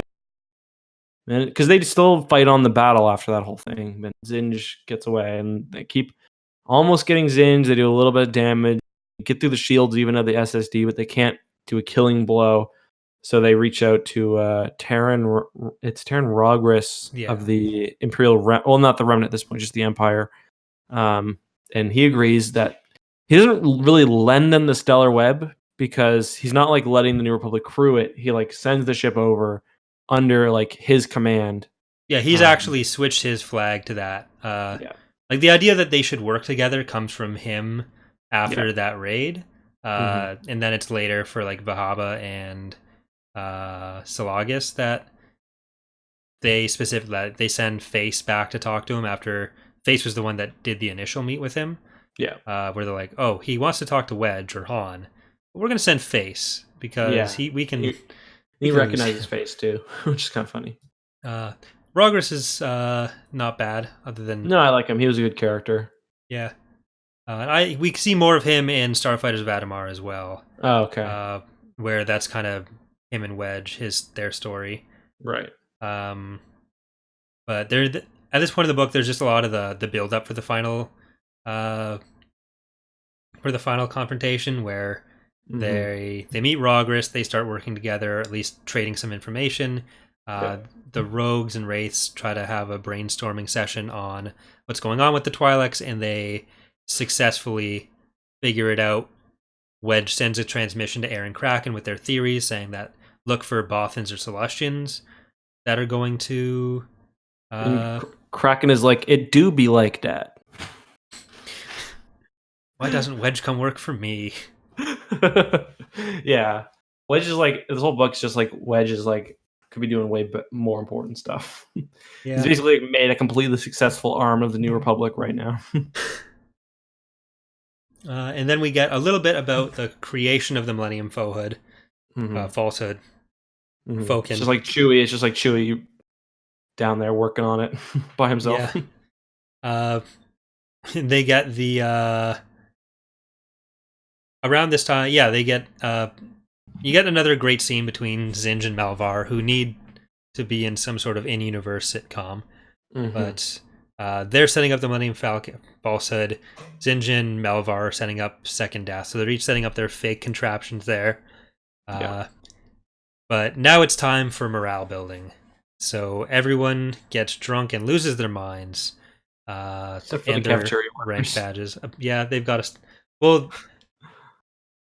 Wedge and Han or not Wedge, and one who looks like Wedge and one who looks like Han are very insistent that the astromechs need to relax too. But they just get him to serve drinks and run races.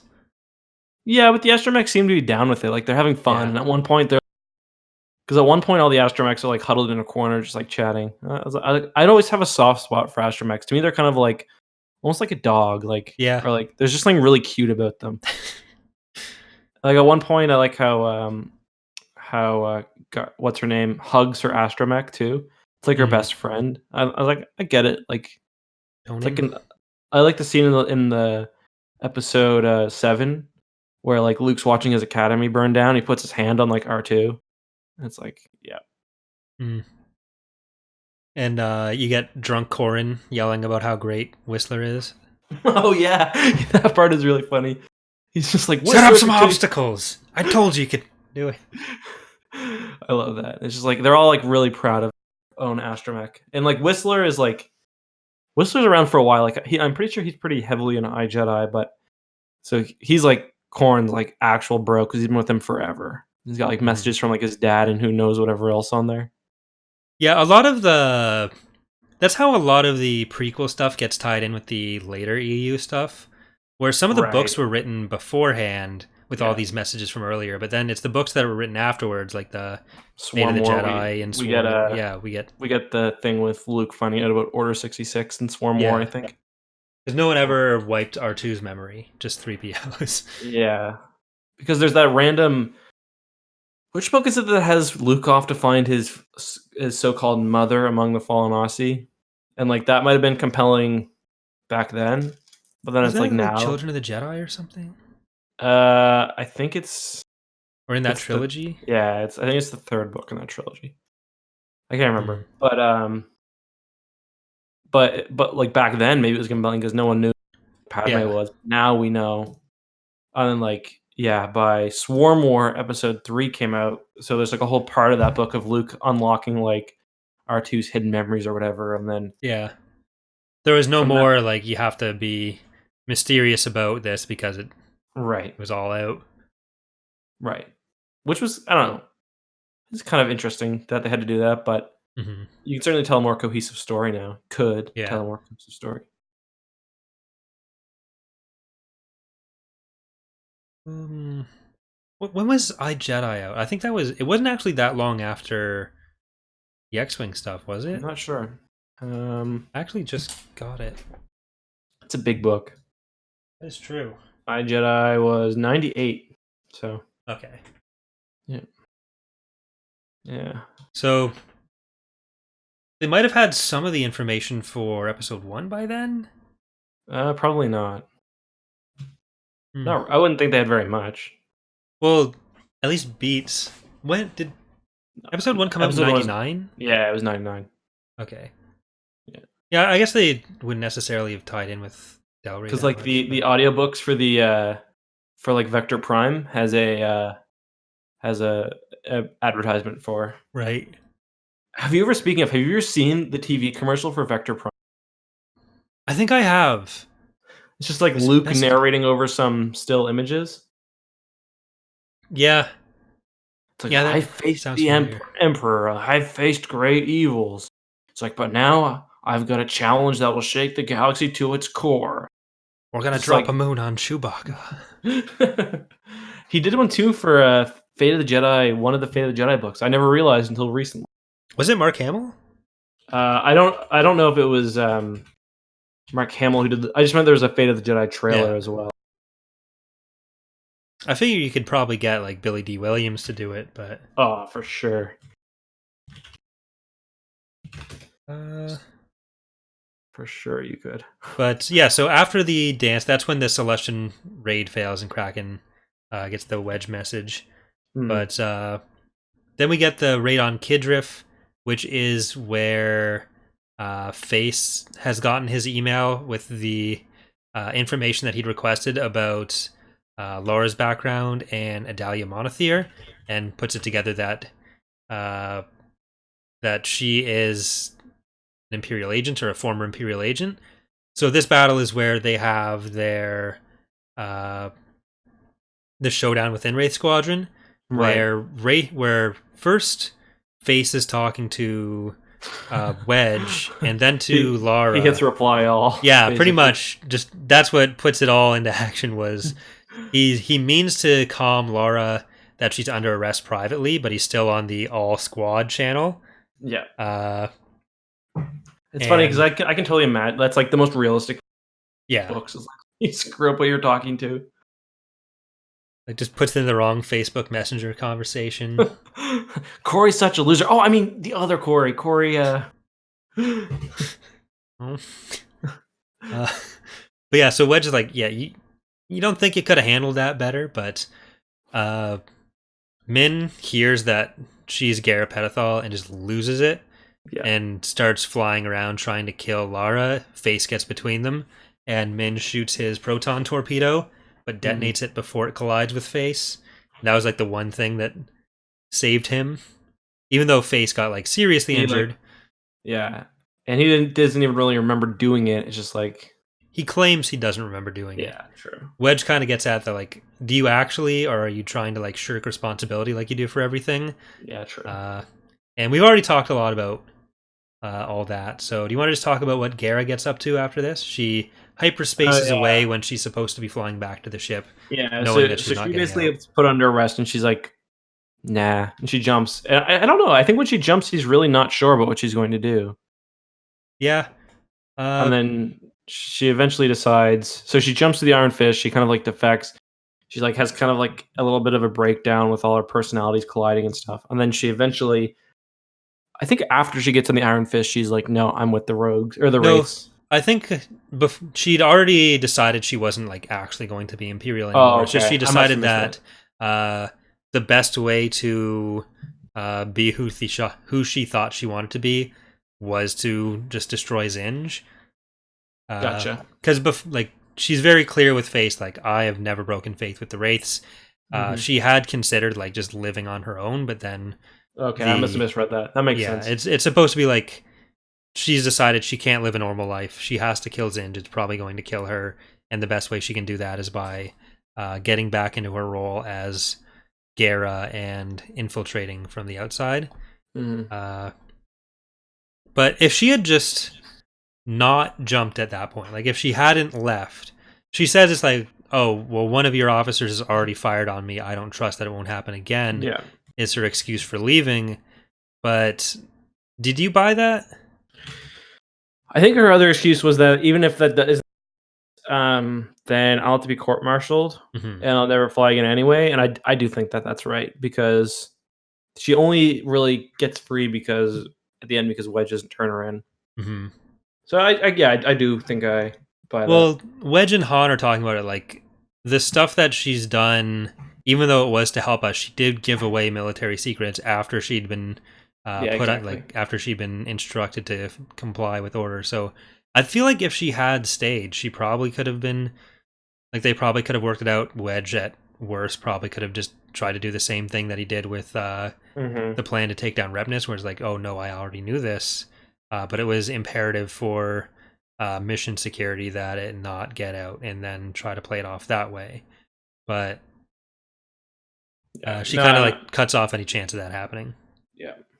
Yeah, I don't know whether. I agreed. I don't know what would have happened. It's tough because she got 11 New Republic soldiers or 11 New Republic pilots killed. So yeah, like that might be past the point where you can ignore. Even she probably made up for it, and she was just doing her job, but she's still a traitor. Like at the end of the day, Well, she did that before she had left the Empire too, and there were they kind of cover it in previous stuff where like what you did as an Imperial. If they kicked people out for that, then half the New Republic military is probably gone. That is true. She took an active role kind of against the New Republic, like from within as a member of the New Republic. You know what I mean? Yeah, the fact that she didn't disclose that at first and had kind of joined as a double agent, then decided to leave and gave away their mission details to Zinj about some stuff from.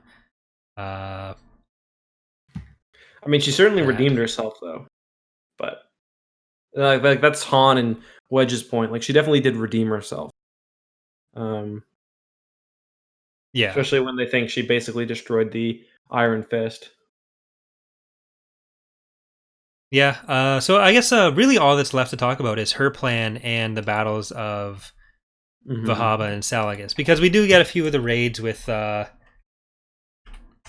Falsehood, but they're all fairly similar, and it's just trying to lure Zinj out. There's a bit of stuff in there where we get the 181st and Tetran Cowl, but that's also kind of tied into what Gara's doing. So so Gara kind of like instigates a droid revolution on the ship. Not really a droid revolution, but she kind of brings. I quite like it because like kind of hints at like just the crazy amount of like shit that's needed to make a Super Star Destroyer work.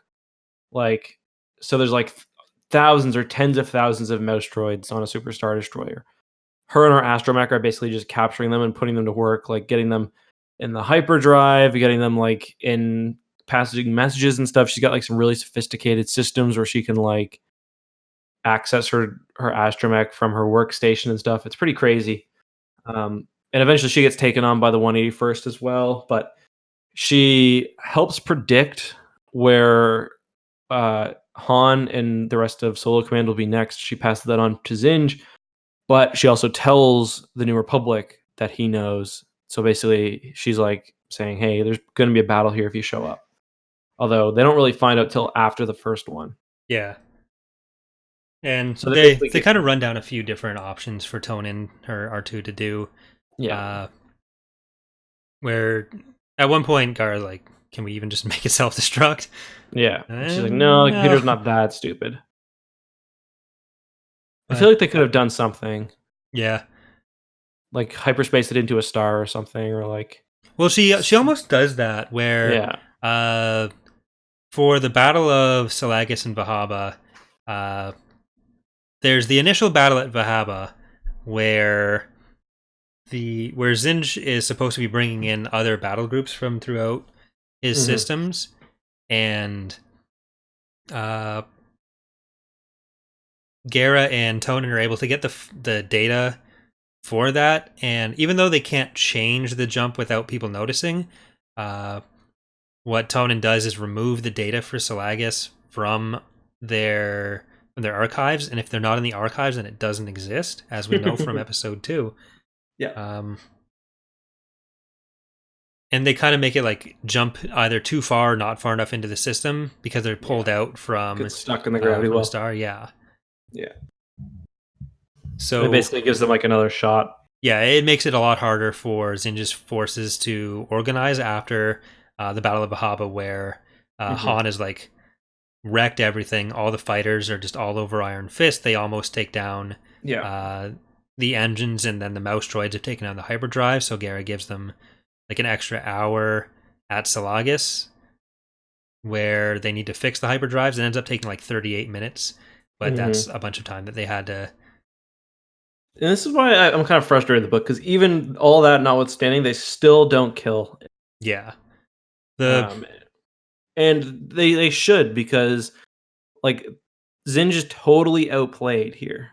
Like he gets outmaneuvered. Like New Republic starfighters are dominating the battle. The Mon Calamari cruisers are there. They've got an agent on. Everything is going right, and it's still like just meh. Yeah, like Gara has the best plan to infiltrate the SSD. Does get out with the actual Lieutenant Ketch and a bunch of their stuff, and then just decides to go to Corellia. Well, she decides to fly off and help in the battle, and helps Wedge. Very understandable. Shoot down fake Soontir Fel. Yeah, Tetran Cowell, fake actor and boyhood rival of Face Lauren. Yeah, but I gotta say, it would have been nice if she had maybe goddamn killed Warlord Zinj on her way out. Yeah, that would have been helpful. Or just like shot Melvar instead of like for some reason telling the aliens they need to take the moral high road here and let them blow up on the ship. Just let them kill them, like. But also she should have probably recruited some of them too, if they're as good as Piggy is. Well, at that point she thought she would either die in the battle, get killed by the rogues and wraiths, or leave. She ended up choosing to leave, but I don't know how she got out of there. Yeah, that's true. Also, I gotta say, the fake fighter squadron is still pretty damn good, because they challenge Rogue Squadron on a few occasions. Yeah, they have really good pilots, and the droid pilots are the droid brains for them are really good, and they're packed with explosives. So like half of the 181st are real pilots. Half of the 181st are droid pilots that are filled with explosives that'll blow up everything in a 100-meter radius. So the idea is basically that they're going to get engaged with rogues or wraiths in a dogfight and then detonate and kill them all. It ends up not working, but yeah, there's not bad pilots. I mean, he doesn't end up being Soontir doesn't end up being as good as Wedge, but also, you know what I remembered? In the comics, it's General Som who disables Soontir. General Som in a Y-Wing. I had that comic when I was a kid. He like disables Soontir's TIE interceptor. When the New Republic captures him the first time? Yeah. Which I thought was pretty cool, because obviously he's pretty big in the first. I think he's mentioned the last book, but he's pretty big in the first few Rogue Squadron ones. Yeah. Like he was the main friend for the rogues with the Defender Wing. Frenemy, I would say. Yeah. In book 1, he's a frenemy. Yeah, he's he doesn't like Wedge at all. Say the word, Corey. Doesn't. Say frenemy. I don't want to. Okay. I don't want to say frenemy. But yeah, very little actually ends up mattering in this battle. Yeah. Where Zinj just throws away some of his forces that aren't going to show up in courtship. And they had the initial... They did have the battle with Rogris showing up. That's when they blow up like Serpent Smile, and Rogris does his maneuver that we already talked about, and Han's like, hey, you want to do this again sometime? And he says, sure. Yeah. But yeah, so to beat the 181st, Piggy figures out that he has a theory that they're possibly mechanical. So he gets the comm officers, which are Runt and Rogue 7 or something, Rogue 9. Mm-hmm. I forget who. And he just gets them to jam the comms, and the droids stop working. It's like blowing up the control ship over. Yeah, which kind of offers like a realistic reason for why they're not used more frequently. See something Thrawn is kind of something similar in the Outbound Flight. With like the he like learns the droid control schemes, or the droid control like encryption from the Lucre Hulk, and then he like turns them off. He also figures out like the exact patterns they're going to fly in. Yeah, too, like, and they can fly for 30 minutes, and that part's really cool. And he welds them together using his bombs. Yeah. But that's pretty much it. I mean, I kind of knew this episode would be a bit shorter because it's kind of like Krynos Trap, and that not that much happens other than we get some like two sides kind of rubbing up on each other. Curious to hear your overall review and where you'd rate it, though, Corey. Yeah. So, do you want to go through that email first, and I'll transfer over our? I didn't know we got an email. Let me just pull it up. Is it in the thing here? Yeah, it's in the notes. Okay. I'm just going to pull over our rankings from another episode. Okay. Did you mean to cut the name off here? It wasn't in the thing, but it's from Callum Svenwalker. Oh, okay. So Callum says, "Hi, Corey and Eck. Here's a list of things I wrote down after Fist. One of the race squadron plans is literally the plot of one episode of the Clone Wars, Bound for Rescue." Do you remember that one, Corey? I've actually not seen a large portion of the Clone Wars. Bound for Rescue. Which one is that? Yeah, I've seen every episode. I'm kind of the same way. I've seen every one. There's especially 8 episodes of the 5th season. I've seen seasons 1 through 3, which everything I've heard is that the seasons after where it starts getting actually good.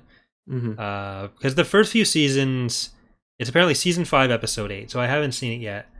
But like the first few seasons, my issues with them were mostly that like half the Clone Wars is happening on Naboo, and there's too much Jar Jar.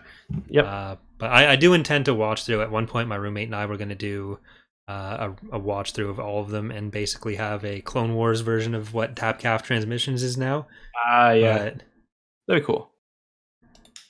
Well, I think Star Wars Explained is doing something similar. He does a. So I feel like now Alex would think I'm ripping him off. So I don't know if I should do it. Mind. You should do it. Chat. Okay. Let us know if, of course, do it. His thing was Bureau Card is called Mario Kart Drink and Drive in the UK. He said, "Do you think Alphabet Squadron is the new Wraith Squadron?" It's similar, where they use different starfighters and the pilots are kind of castaways. So yeah, not as good though. Can't humans command pre-MC-90 Mon Cal cruisers because of how the view sensors like? Well, what it always says is that prior to MC-90s, which were kind of standardized, the old Mon Cal cruisers were a little less comfortable, and we get a bit of that in the book where it talks about it often being very humid, and like the devices are made for Mon Calamari flippers and whatnot. But they still could command them. Like the Mon Ramonda, it's not specified in these books, but it's later discussed. It's later described as an MC-80B. It's weird how Han is a commander.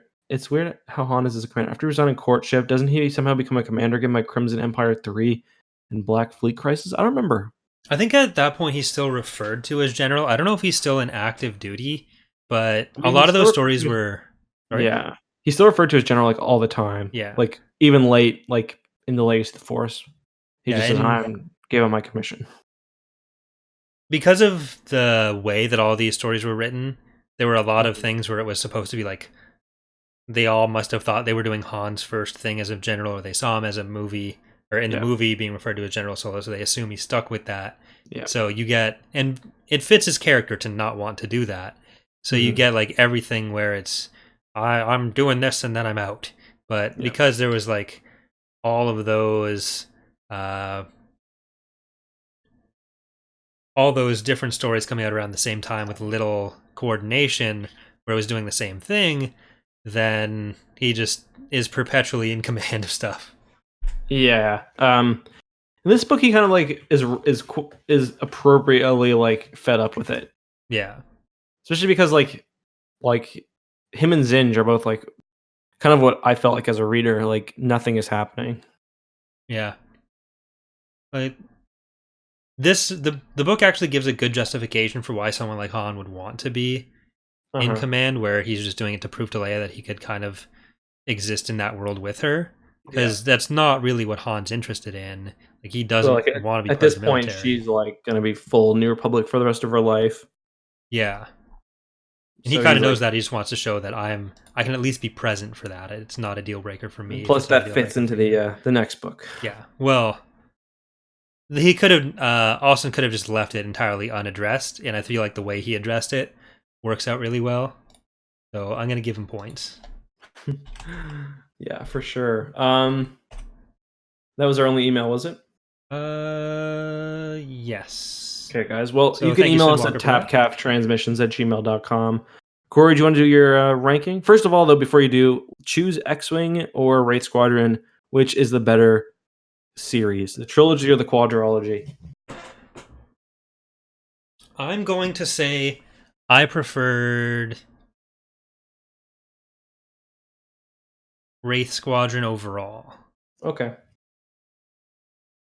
Especially keeping in mind the restrictions that Alston had when ending it, where at least Rogue Squadron's Isard was kind of Stackpole's own thing that he could deal with, but with Wraith Squadron, considering that Alston had to basically write up from between Isard's first death and what we already had for Zinj, I feel like Wraith Squadron overall I prefer.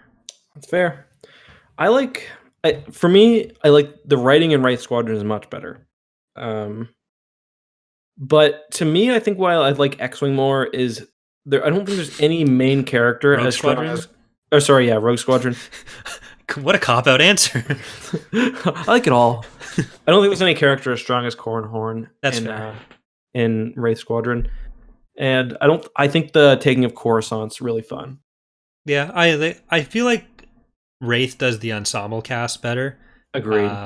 And Face is kind of up there with Corran for me. So I agree. I don't think I don't think Rogue Squadron has any characters as good as Ton and Face. Yeah. But overall, I think Corran is so good, and I like Mirax as well. Yeah. And the bits Oral. Plus, I just like that the X-Wing characters like Tycho and everyone else kind of do make more appearances later on. We don't get that to the same degree with the Wraiths. It feels more, the X-Wing series feels more connected to me. Yeah. And I guess how much I was looking forward to the mentions of Oral and Nawara kind of speaks to the strength of some of the Rogue Squadron characters. So I'm definitely looking forward to doing stuff like iJedi. Oh yeah, me too. The next few, the next couple X-Wing books. So it's definitely close for me, but I do feel like overall I've enjoyed the last 3 books a bit more than the first 4, especially because Krytos exists. Yeah, and you have to consider it. So where would you put this in your ranking then? All right, so just to recap for everyone, we've been ranking each book as we go through with totally objective measures. If anyone disagrees with us, including ourselves, they are objectively wrong. These are in no way opinion, 100% true facts. Justin's ranking currently is first place, Plagueis, Second, Rogue Squadron. Third, Back to War. Then Wedge's Gamble, Iron Fist, Wraith Squadron, Truce of Bakura, and Kratos Trap. For mine, I have Plagueis, Iron Fist, Wraith Squadron, Back to War, Rogue Squadron, Wedge's Gamble, Truce of Bakura, and Kratos Trap. I am probably going to put this in the new 6th slot for me. Yeah, I'm gonna put it just above Wedge's Gamble, but below Rogue Squadron. So it's your least favorite of the Wraith Squadron books. It's definitely my least favorite of the Wraith Squadron books, by a little bit. Okay. But it's not as good as Rogue Squadron. It's probably close to Wedge's Gamble, but it just edges out a little bit. Yep. What about you? For me, I definitely like it less than. For me, I think it might be 6th as well. I like it. It's tough because I don't know. They're all starting to kind of gel together now too. But I think I'd have to put it. I think for me, this is my least favorite of the Wraith Squadron books. So for me, I think this would be number 7. But again, there's a pretty big gap here. But I mean, I've liked all of these. I keep saying this, but they're all really good. Overall, though, I really enjoyed the Wraith Squadron characters in the trilogy and stuff. Just stuff like Taun's death in the last one and Iron Fist really kind of elevated to me. And yeah, but Rogue Squadron, I think nostalgia kind of keeps that at number 1. And same with the first 3 X-Wing books. I always liked them a lot more when I was younger. So that's fair. Yeah. So I guess just any quick questions from the chat, then we'll talk quickly about what we're going to do next. And that'll be it. Oh, there's some sound from Windows for everyone there. Thank you, Windows Update. But yeah, so do you want to just quickly mention what we're going to be doing first? So if anyone wants to put any more questions in the chat, we'll do it. So next week we'll be doing Courtship of Princess Leia. And then, we're actually going to take a couple. We're not going to be doing next. Oh, let me bring my calendar up because I'm speaking like an idiot. So normally we would do the 26th, or sorry, the 3rd of October would be our normal day for the next episode. But I'm getting married on the 5th, so we can't do that because I'm going to be too busy. So we'll most likely do the next episode on the 10th. It might change a little bit, like if I get super busy, but yeah. That's what it's looking like. We'll keep you guys posted.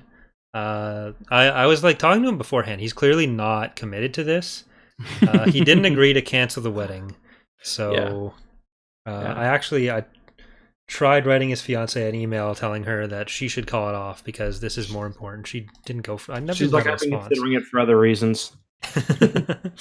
But congratulations to Justin. That's all. Round of applause.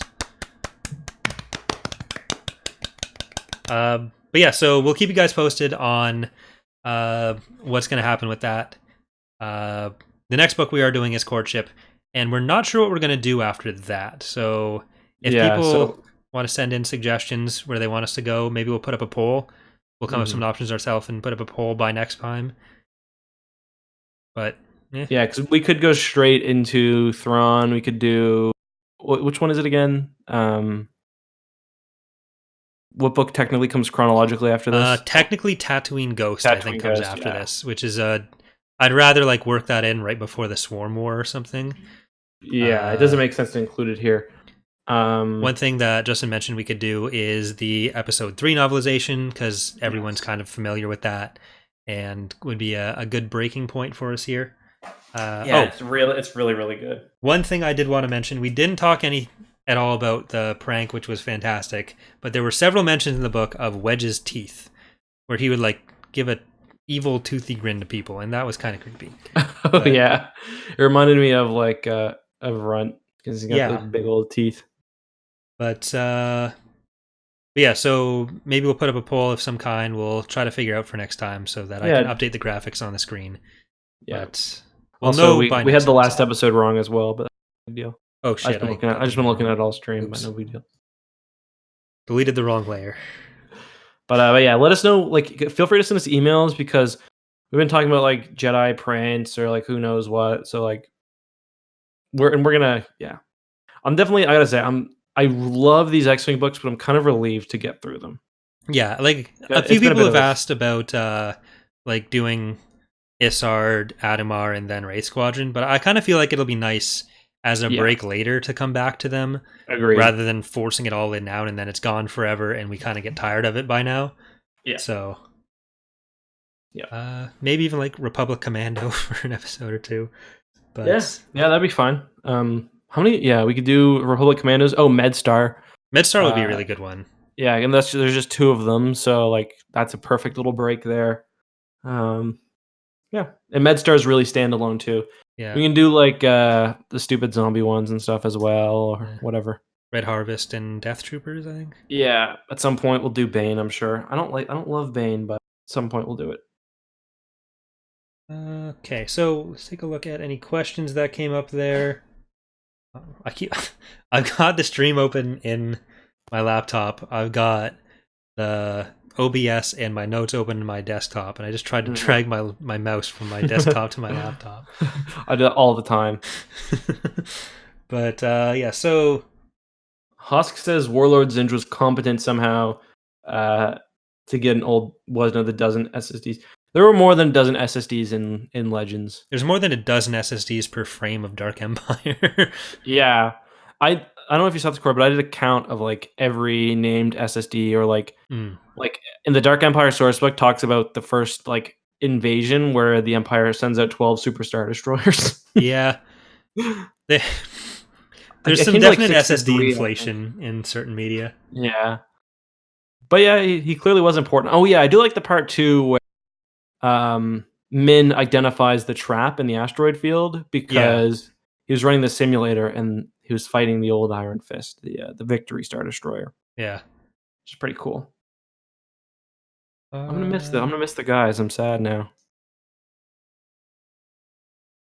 How much do y'all estimate the second death cost to rebuild? Infinity credits. Yeah, way too much. Favorite character from Rogue Squadron and Wraith Squadron? We kind of touched on that, where I think Ton and Face for Corrin. I kind of like Kel a bit. Oral. They're all great, except for Runt. Min is really just the one I don't like. Well, Min, Castan, Dawn, or Dawn Castan, whatever his name was, they sucked. Sand Skimmer, Fallon Sand Skimmer wasn't fantastic. I kind of liked her just because she was so like impotently angry at Luke. Yeah. I like both of the Forges. Really? You like Lou Jane? She gets yeah, but she was just so nice. Yeah. She was keeping everyone together. That was good. I didn't like Castan. But I was thinking, so you know how Castan goes to that lab? Was it the same one that because it describes it like exactly the same way as when what's her name sneaks into it to free the It's probably the same 2 lab techs that he walks. Yeah, because it talks about like how they can't see through the glass. Also, it was just funny the creatures they have. They've got like Tals, which are gigantic. And they have Ortolans, which I'm pretty sure is like Max Rebo, right? Yeah. Have you ever seen the? I did a video on it on like the dark secret of Return of the Jedi. I haven't seen that. No. I gotta send it to you because I did it like it's funny, but anyway, the Ortolans, like everyone assumes that they're just just regular small elephants, right? But like they're originally, you know how he's got his arms hanging over the whatever the jizz piano. Yeah. Those are supposed to be his legs. Oh, what? Yeah, hold on. Let me send you a picture. Look up Max Rebo leg. Oh yeah, you can. Yeah, look at the second picture of Max Rebo legs. It's like concept art of like Max Rebo splayed across his jizz piano. It's festering jizz box. Huh. Yeah. Yeah, so that's something. So he's basically playing piano, just balls out. But there are other things that have had him as a four-armed or as a four-legged creature, but that's disgusting. Thank you for showing me that. I'll send it to you. I put a lot of effort into it, trying to make it really. All right. How come we don't see large tank battles in Star Wars? I mean, there's just more It's better just knock them out with the starfighters. Yeah, they're the main characters. Like there are a few mentions of like tanks and stuff, and then you get strategy games that introduce tanks, but really starfighters are where it's at. You get that random bit when Dahl is invading Yavin, and for some reason she, despite the fact that she's fighting Jedi. Yeah. Oh, Dala. Yeah. Anyway, I think that's all I've got to say for today. You're going to join us for a stream after this? I am joining. Are we? So we're going to be doing some more. Well, I mean, might as well. We're doing some more Imperial Cart. Probably. How soon will we be good to go? I'm ready whenever. I've just got to finish a stream about a Star Wars book, and then I'm free. That sounds shitty. All right, so if you guys want to hear more of me, Corey, and also Charlie, we'll be streaming some Imperial Cart over on my second channel. Corey, are you going to stream it as well? Do you know? No, I'm. All right, but yeah. Anyway, that's all I've got to say. Okay. Anything exciting in your life coming up? Well, while you're getting married, I'm going to be waiting for a box of Star Wars books that I've ordered to show up. Ooh, yeah. You said you paid like $130 for it, and yeah. So for the last few months, ever since I've had an excuse to start accumulating Star Wars books again without my girlfriend killing me, I've been trying to go to every used bookstore I can to get as many Star Wars books back as I can. I had a bunch when I was a kid, and I ended up having to get rid of a lot of them when I started moving around a lot at university. There were a few that I had in a box still, so I still had most of Legacy of the Force and Fate of the Jedi, and a couple other ones that I recovered recently. But I've mostly been using used bookstores for that. And I cleaned out most of Ottawa's used bookstores. So I went on Amazon and started looking for like the storefronts for that for used bookstores, and found one place where the shipping was reasonable. So there were a bunch of Star Wars books that cost anywhere from 1 cent to $1.90, and I ordered 38 of them. So I'm gonna get that giant box of Star Wars books. And you should actually do an unboxing, dude. That would be fun. Well, I am planning to record me opening it with, depending on how much identifying information is on or near the box. Dude, it's really easy to blur out a box label. I did it for a prior video. And we'll all get to see together how much of my money I wasted, because it was like 130 Canadian dollars, so like $5 American for really $38 or for 38 bucks. And you'll get to watch my face of pure bliss or immense disappointment when they're all just shredded pages. Well, it's just 30 copies of Jedi Search. Oh God. But yeah, that's what's coming up in my life. Cool. Oh, I'm also going to be starting a new Thrawn's Revenge preview series, which is an Empire War mod I run tomorrow, where it's the first time I'm putting out video with or doing a playthrough with the influence mechanics and government mechanics and all the extra galactic shit we're adding. Oh, cool. I didn't know that. That'll be fun. Yeah, I'll be watching that. Anything else you're doing? Got my bachelor party on Saturday. Ooh. Gus's birthday is coming up. So, busy. That's it, though. So, that doesn't sound as important as Star Wars. No, it's not, but I don't want to bust my Star Wars nut all at once. You know? Not getting your own big old box of Star Wars? No, my local bookstore is actually good. Like, they get new Star Wars books like every week almost. So I've been, and it's not nearly as cheap, but I pay about $5 a book. So I think there's like 27 Legends books I still need, so I'm still going to be hunting. But that's not that bad though. How many are there in total? About 150. Plus plus there's like 300 of those Qui-Gon Jinn Obi-Wan adventure books. Yeah, there's the Master Quest, the Young Jedi Knights. I still want. I'm pretty sure there's like legitimately 25 of those Master books. Jedi Quest. What is it? Last of the Jedi, whatever the Ferris Olin books are called. There's like 10 of those. Yeah, and then there's like Galaxy of Fear and stuff. Yeah, so there's a lot. Comics. Plus we gotta bully people into continuing the Star Wars EU. Michael Stackpole. I'm just gonna. It's gonna be like a Saw situation.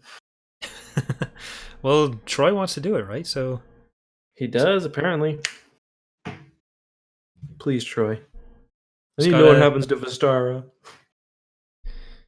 She pops out rock. Cade. It's going to be the same thing as the problem with like the new Thrawn trilogy, where we know where it's going, so it probably won't be that exciting. I honestly just wish that with Thrawn, I would have been completely fine if they left Thrawn until episode 9. Yeah. Like, even now, they could still do it. They could say he was in fucking time bubble, who knows? Or he's old, whatever. Like, he got sucked away by space whales. Like, he was stuck in hyperspace. Like, he make him be the post-9 threat, you know? Or, I don't know. It could happen.